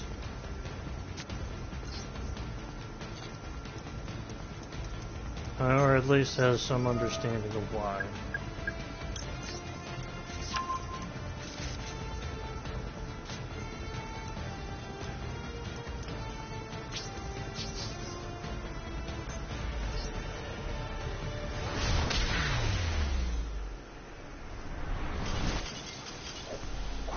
Even with all the issues I had, for some reason, banishing and affecting my own cards on that for whatever reason. That was the messed up part of that. Still managed to get it to work out in the end, which still kind of surprises at the exact same time. This is gonna be a bit of a long video, just a bit long, because I still want to do the other part of this, which was selecting new card packs for you to see that. I can really do with those.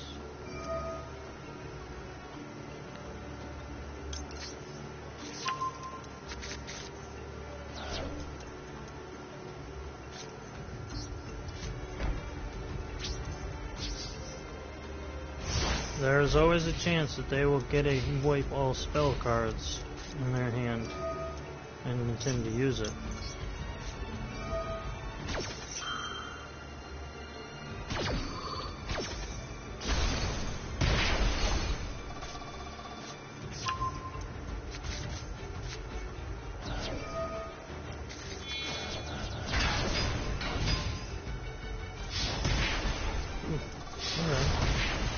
Not at all what I anticipated for that.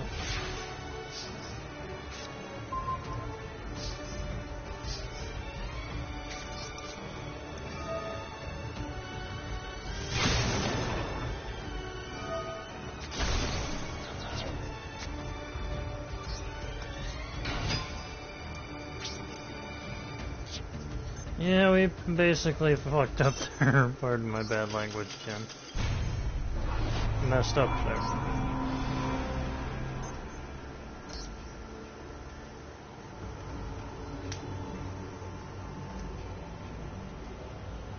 But you can't win them all.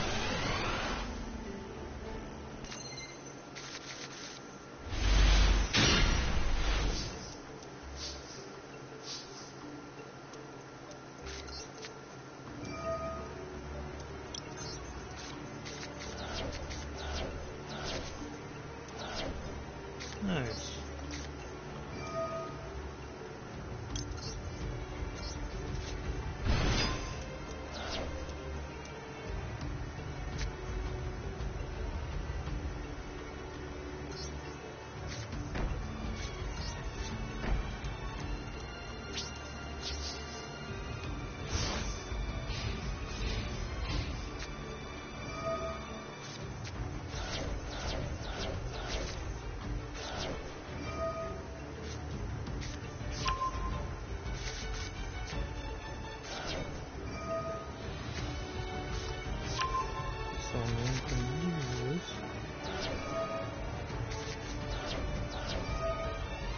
Of course it's gonna skeeve our card.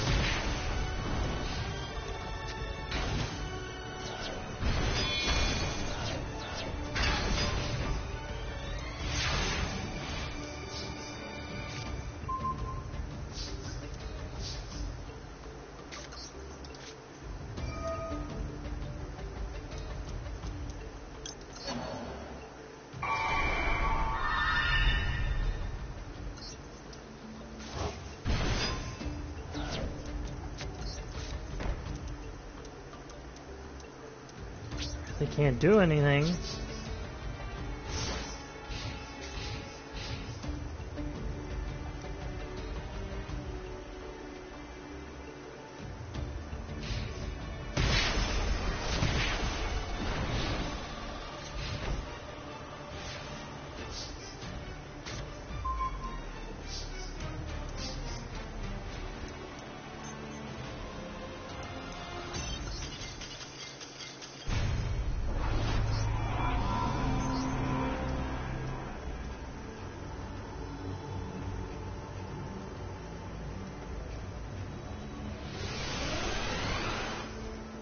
I at least wanted to be one of these things.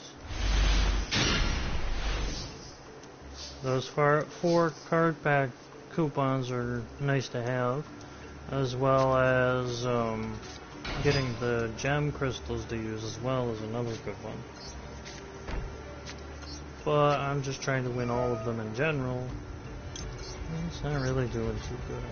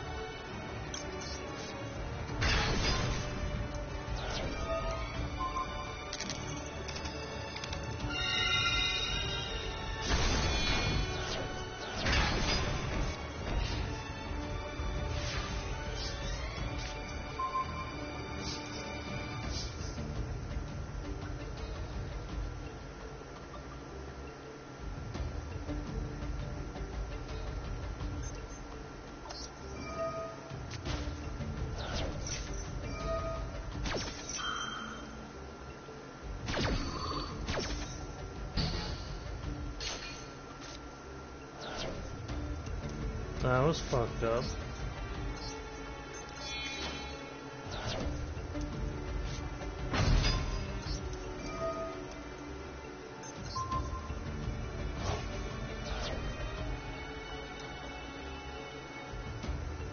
So now I can't even do anything.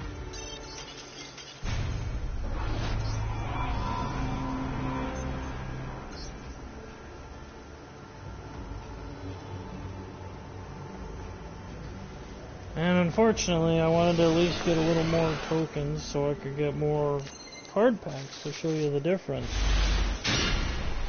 But unfortunately, it looks like I'm not going to be able to do that.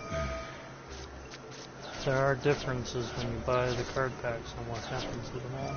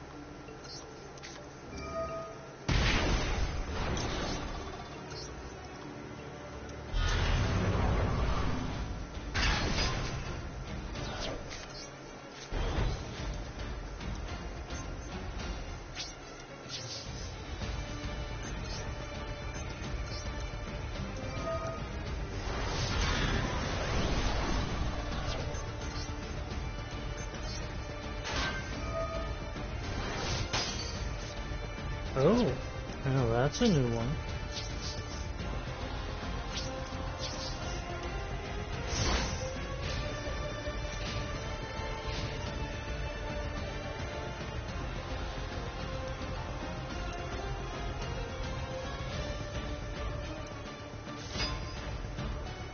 Let's see what they do.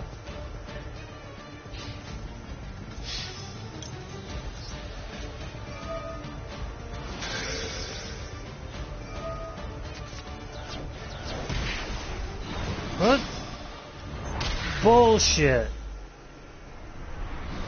That should have destroyed their cards. That's bullshit. Load of bullshit right there. Pardon my bad language, but that's fucking annoying. Complete, utter bullcrap.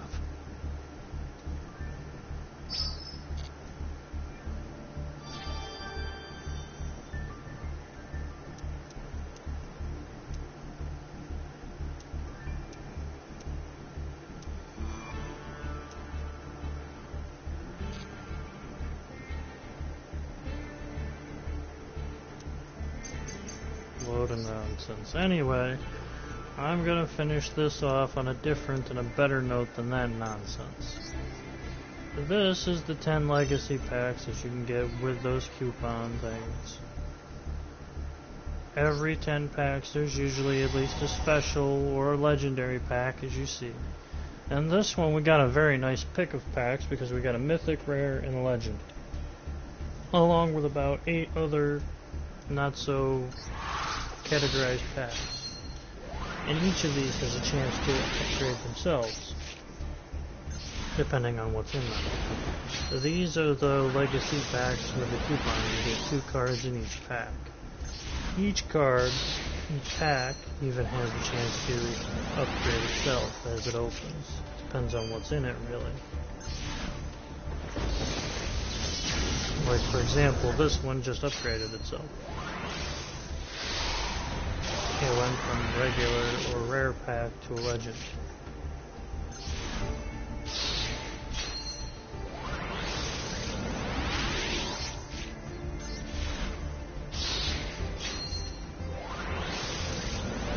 This is that first legendary pack that we got.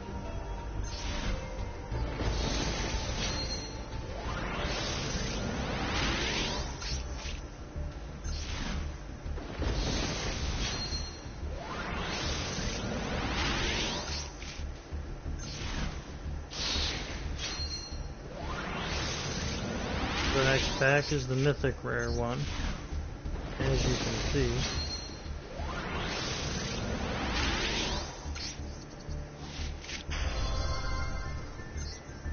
That's not terrible draws. Now I'll get just the regular pack with the last ticket we got. See what we get.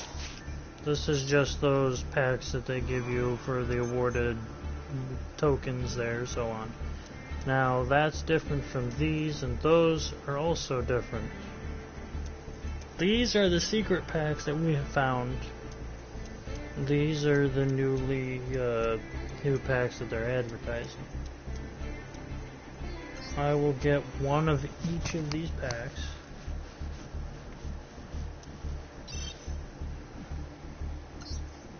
Just so you can see the difference.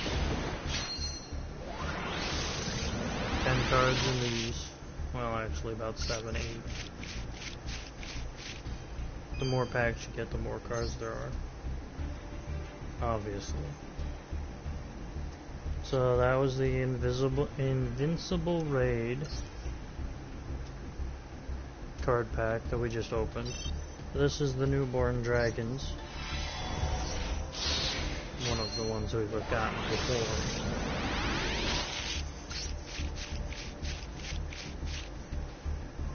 Like I said, the Vampire Domain card there shows up again. Same with the Shadow Vampire. And we now have those cards again. Now this is the regular Legacy packs. There's no telling what's in these ones.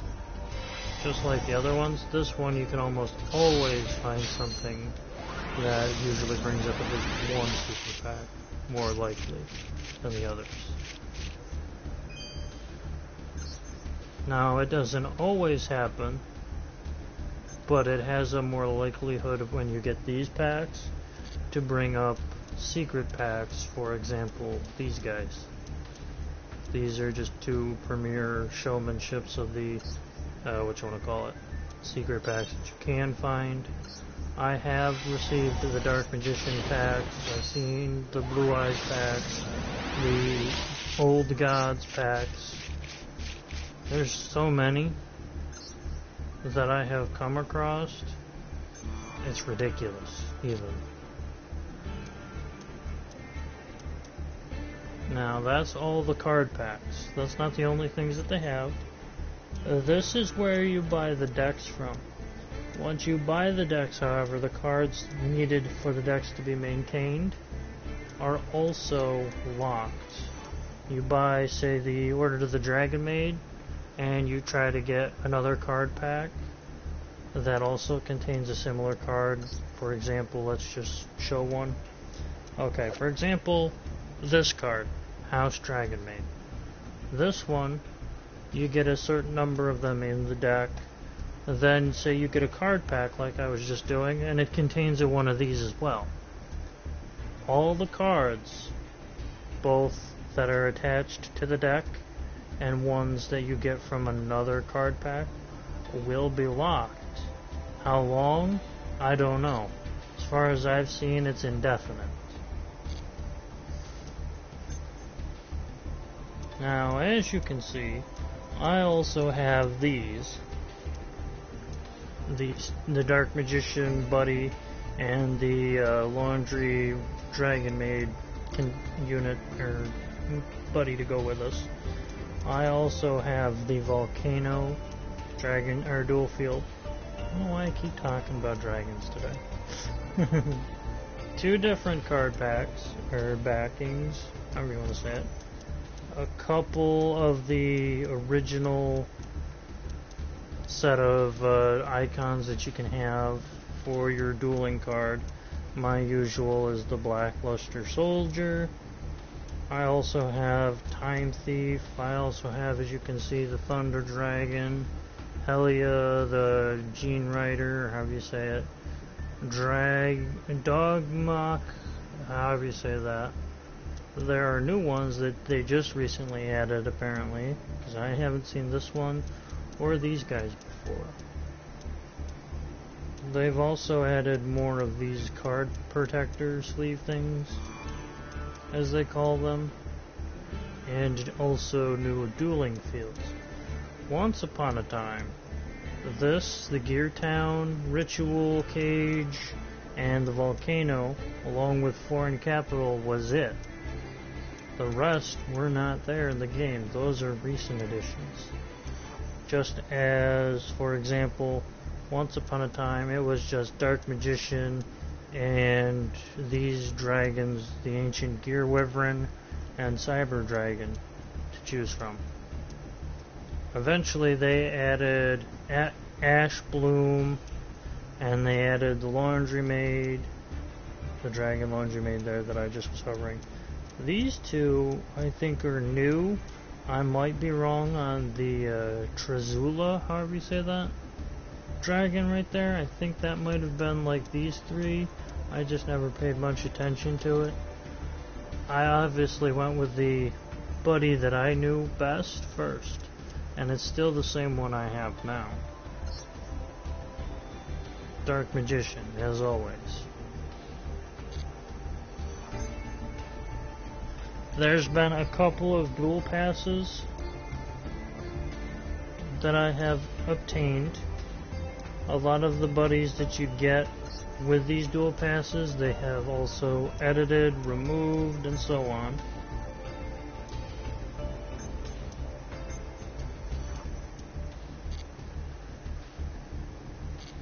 Because I've been through at least 4 different dual passes. I bought the first 2, the one with the Pot of Greed, which I never got. I also got, what you want to call it, I bought the dual pass for, there's another one in between that and now. There was at least 2 that I don't remember. There was also a weird one with like a, I could show you the card for the creature that it was displaying as like a buddy you could get with the first dual pass. Pot of Greed was the second dual pass, and the recent one I can't remember.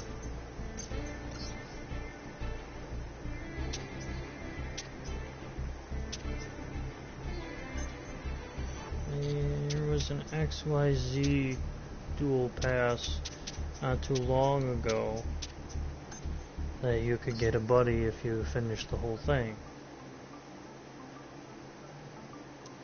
I do know that if I'm not mistaken,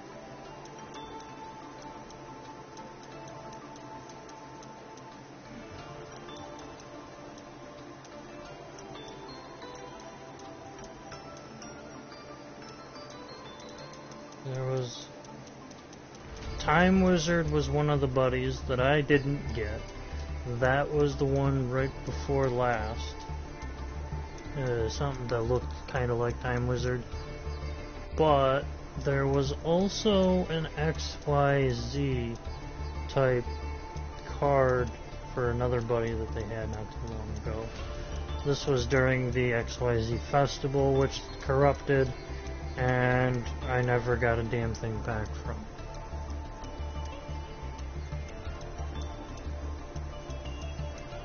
Yes, I had put in a request information for it via the company's webpage and all that. I never heard back, never got any reconciliation, nothing.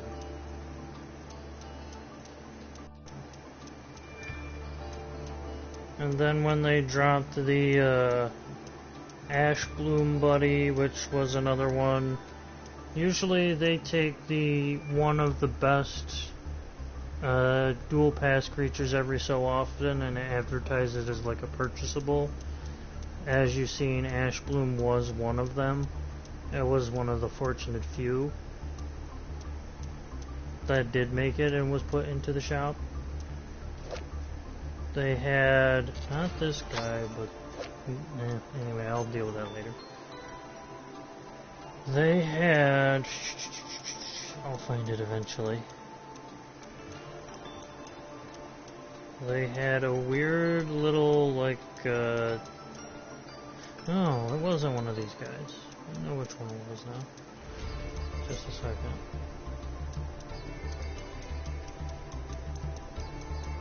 It's gonna require me to do a bit of digging, aka or searching.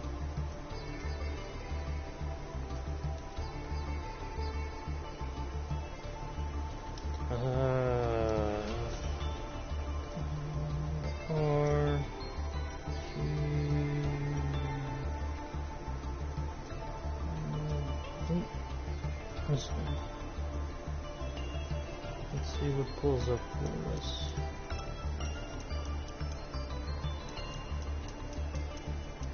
I will find it. One of the buddies you could get, and sometimes some people still have it, was Fortress Tank.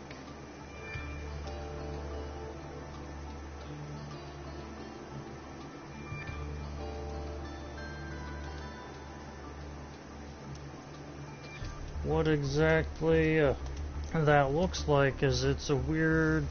I know some of you might still know the original series.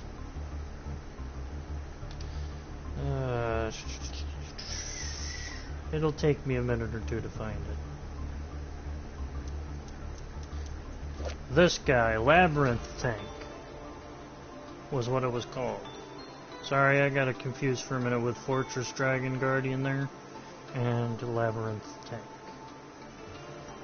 This was one of the advertised buddies you could get not too long ago. This was like the second. It went Pot of Greed, this guy, Ash Bloom, and then the Dragon Maid, and another one that I've been through in my total time since I first obtained the video game here that we were playing. In this time, I only have one out of all of those buddies. I had completed 2 of the passes, gold and all. Right now I have the blue line, as you see. When Fortress Tank was available, I had made it to, let's see, was about right here, which is why I didn't get Fortress Tank. By the time it ended, I had only reached level 48. This was back before I started working at Lowe's, so on, so forth, my usual job that I used to have. Now, after Fortress Tank was over, it took them at least a week or so after to then announce another, what you want to call it, situational event that they were having.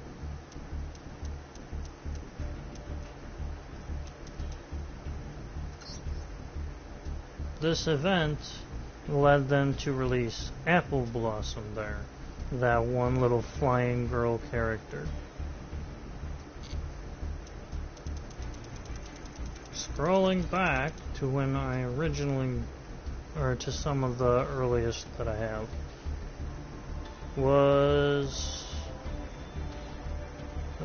I was on here like back in 2021, late 2021.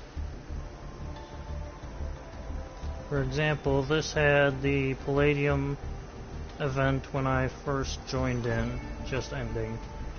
Then you had the XYZ, which is where they had Labyrinth Tank as an available buddy that I remember. Then in Fusions, or not Fusions, what was it? There was one more in between. Dual Metal, right. Dual Metal was when they had Labyrinth Tank, if I'm not mistaken. XYZ had Apple Blossom there, and so on.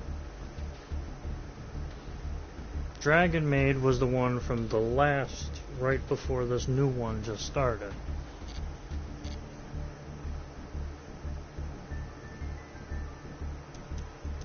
When the last one ended, I got lucky enough to have Dragon Maid given, which is okay with me.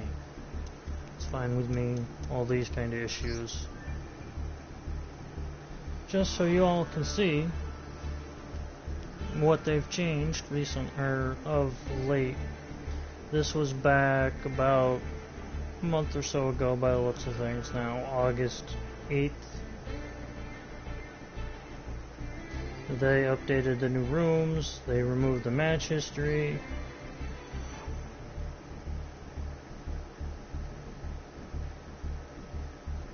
Changed some of the shop stuff around. Then they had another maintenance notice as of August 31st. This was at least last month. And this is only 3 out of like 9 maintenance things that I've seen. First one was dating back August 9th of last year. Again, people were having troubles with the rooms, the dual rooms like I was showing, hoping Game would be able to join us and at least play a round or two. No, there was problems with people using emulators during those, all sorts of shenanigans. Then there came the festival issues. Again, people just keep updating the new chat rooms, match rooms, and so on. For example, let's go into where it comes down to the actual issues. The most that it'll allow you to have at one time is almost a whole year before it starts pushing them further and further away. This is why the earliest message you can see is January of this year.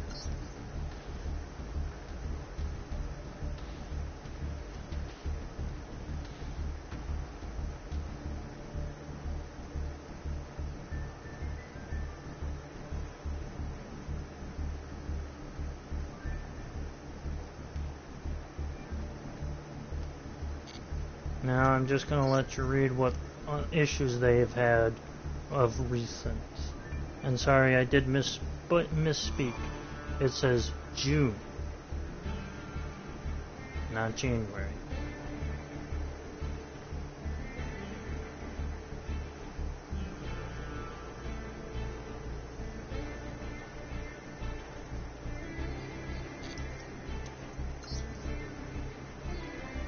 This one's from July.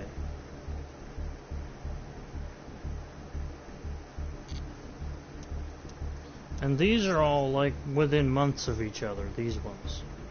The longer you go back and you'll find it, the more you'll see people complaining the cards aren't letting them craft them. They aren't working right. When they buy the deck, they can't add on to the collection of one particular card, or they can't remove any extras that they get later on. These are just the past few months.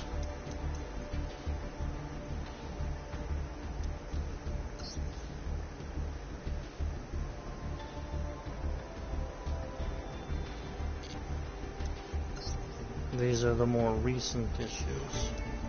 When I was literally having the most trouble was back when they still were releasing the XYZ event the first time, or the medallion event, where you battle each other with decks that you can make for the most, the dual medals, and so on.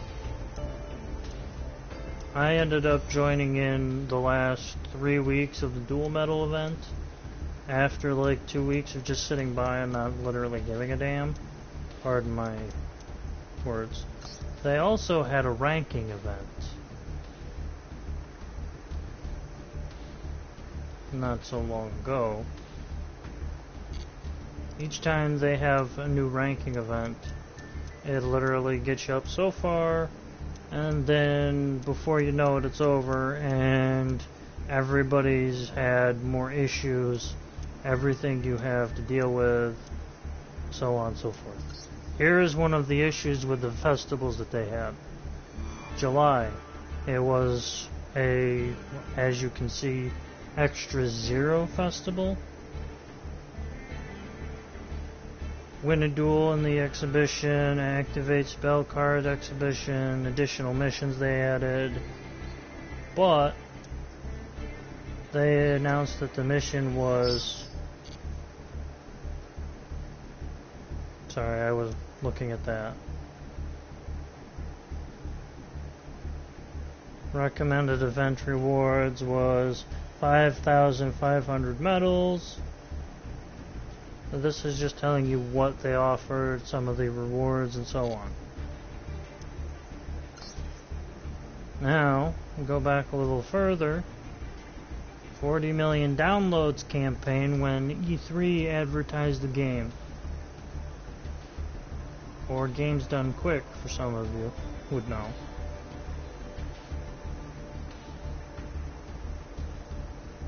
This is where they continued to say that you'd get 1,000 gems every day when you had a limited time login.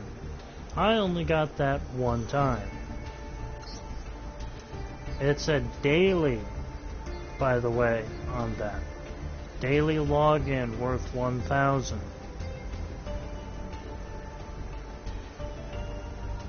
These are some of the cards they added back as in, what was it, July. This was some of the Stormgate stuff that they added in solo. Which later then removed some of the solo missions and added ones instead, other ones. They've been updating the Forbidden List, which even if you have them, you can only use them, I think, in like dual rooms with friends and such.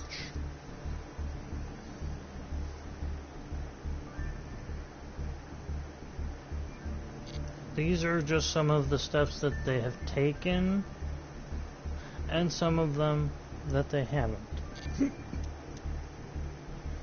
Let's just put it back at the furthest one that we can. Show you some of their updated situations.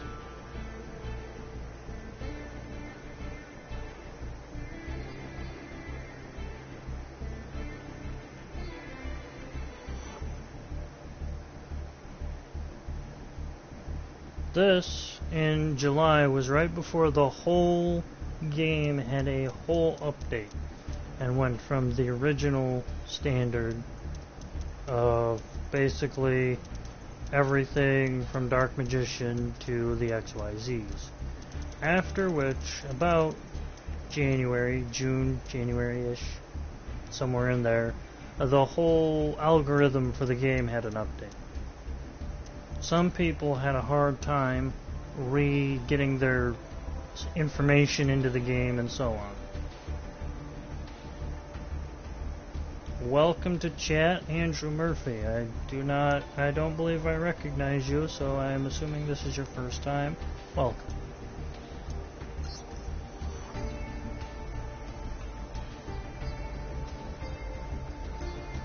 These are just, right now, currently I'm about ending my stream for the day, but I appreciate you tuning in. It's been about 2.5 hours, a little more.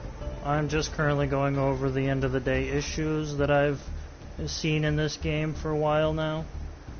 I've been playing this game for about, what, over a year? A little over, a year and a half maybe. But right now, these are all just some of the updates that they've had of recent within the past year. Some people got angry with them over the fact that the certain events, for example, EX0, was an event where your extra deck was empty. You couldn't have any extra cards. Because most people during that and the second XYZ festival that they did got nothing out of it at all. All their rewards were reset, their matches, history was wiped, and so on.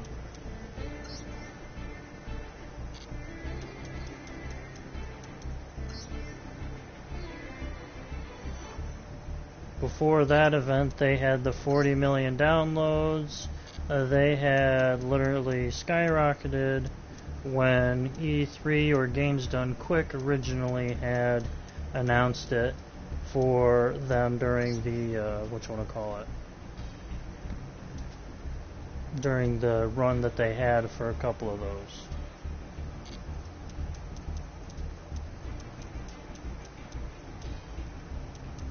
But by no means is this a bad game. It's just there's a lot of things that the company could work out. A lot of people had issues with them because they didn't live up to the expectation. A lot of things weren't compensated correctly over.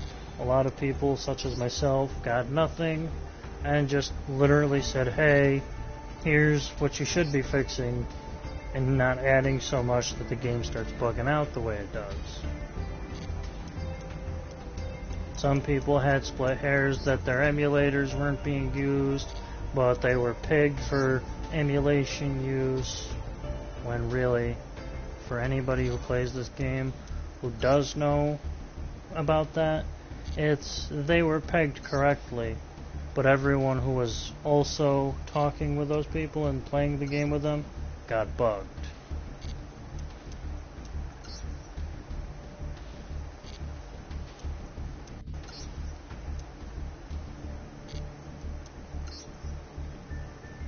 And it ripped a lot of things down and made a lot of old fans, such as myself, more on the fence kind of deal, if you know what I mean by that. They took their in-depth, sworn fan base with this game, who either knew the original series, who did play through other like Castlevania and those games. All their fan base from then. I was a Castlevania fan at one point, and literally shot them all in the foot.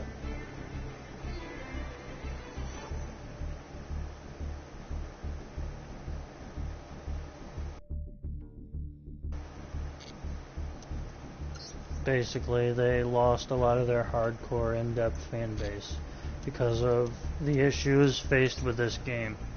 I do know that for a fact, because the company, a lot of the times, basically when you would complain if you took it to their online forum like it asks you to do, for example, let's just show that up right about now. When you try to hit the contact button, you get this. For bug reports and customer support, please contact us at the following website. Following website, or on the official as it now says.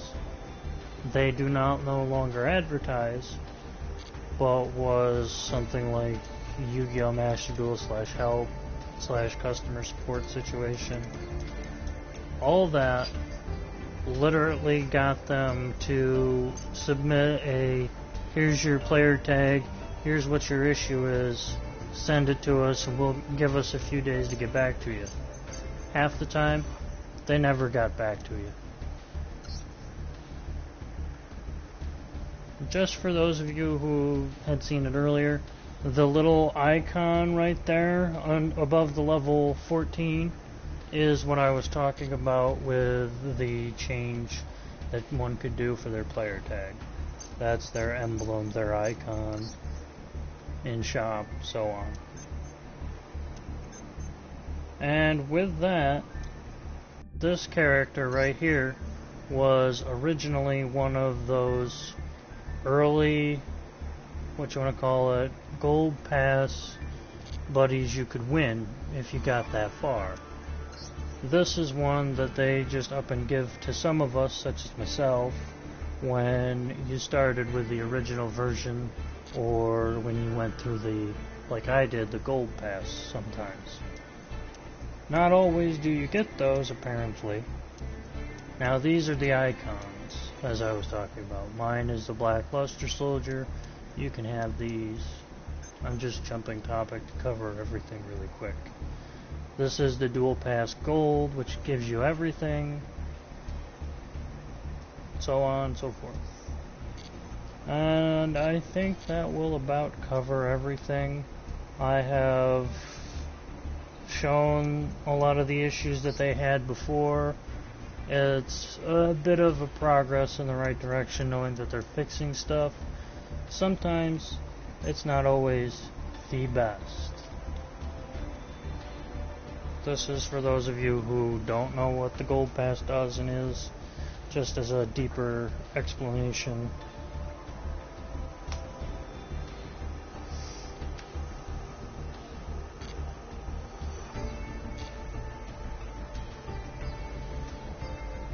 Usually this thing is where you go to try and find the spectation.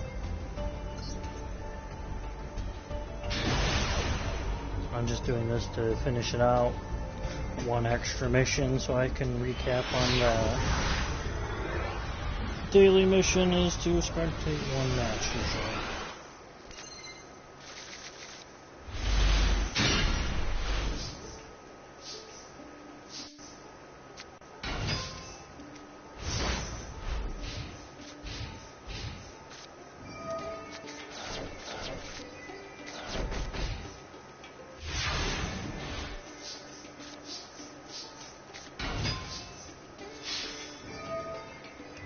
Just to catch it up to live. Chances of that actually being possible. You'll see when it goes to live, above the pause or the fast forward button, it'll say live. Right now I'm just speeding it along to get that.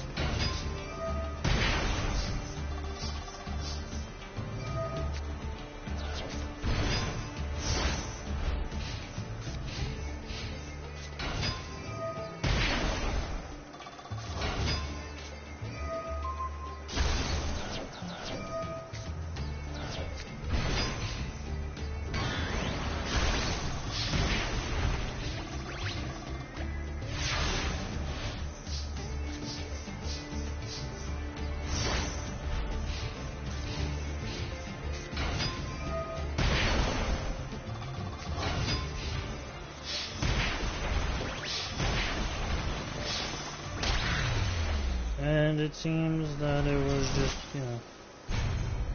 that was over quickly, and our spectating mission is now done. Or at least it should be. Yep, it's done. Now, I've covered in this video the functionalities that they updated, the changes they made. Here is, like I said, dual live missions. Spectate one live duel. We did that. We don't have to do that again today. This is our login rewards. It happens to change every so often, every month. These missions tend to change, or so on and so forth.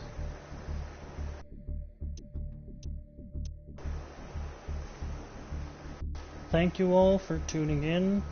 This has been Yu-Gi-Oh! Master Duel. I hope you've enjoyed it. Next time I broadcast, we should be going back to Red Dead Redemption story for a continuation towards 100% completion, and 98 as a secondary alternative. I hope you all enjoyed, and see you again soon.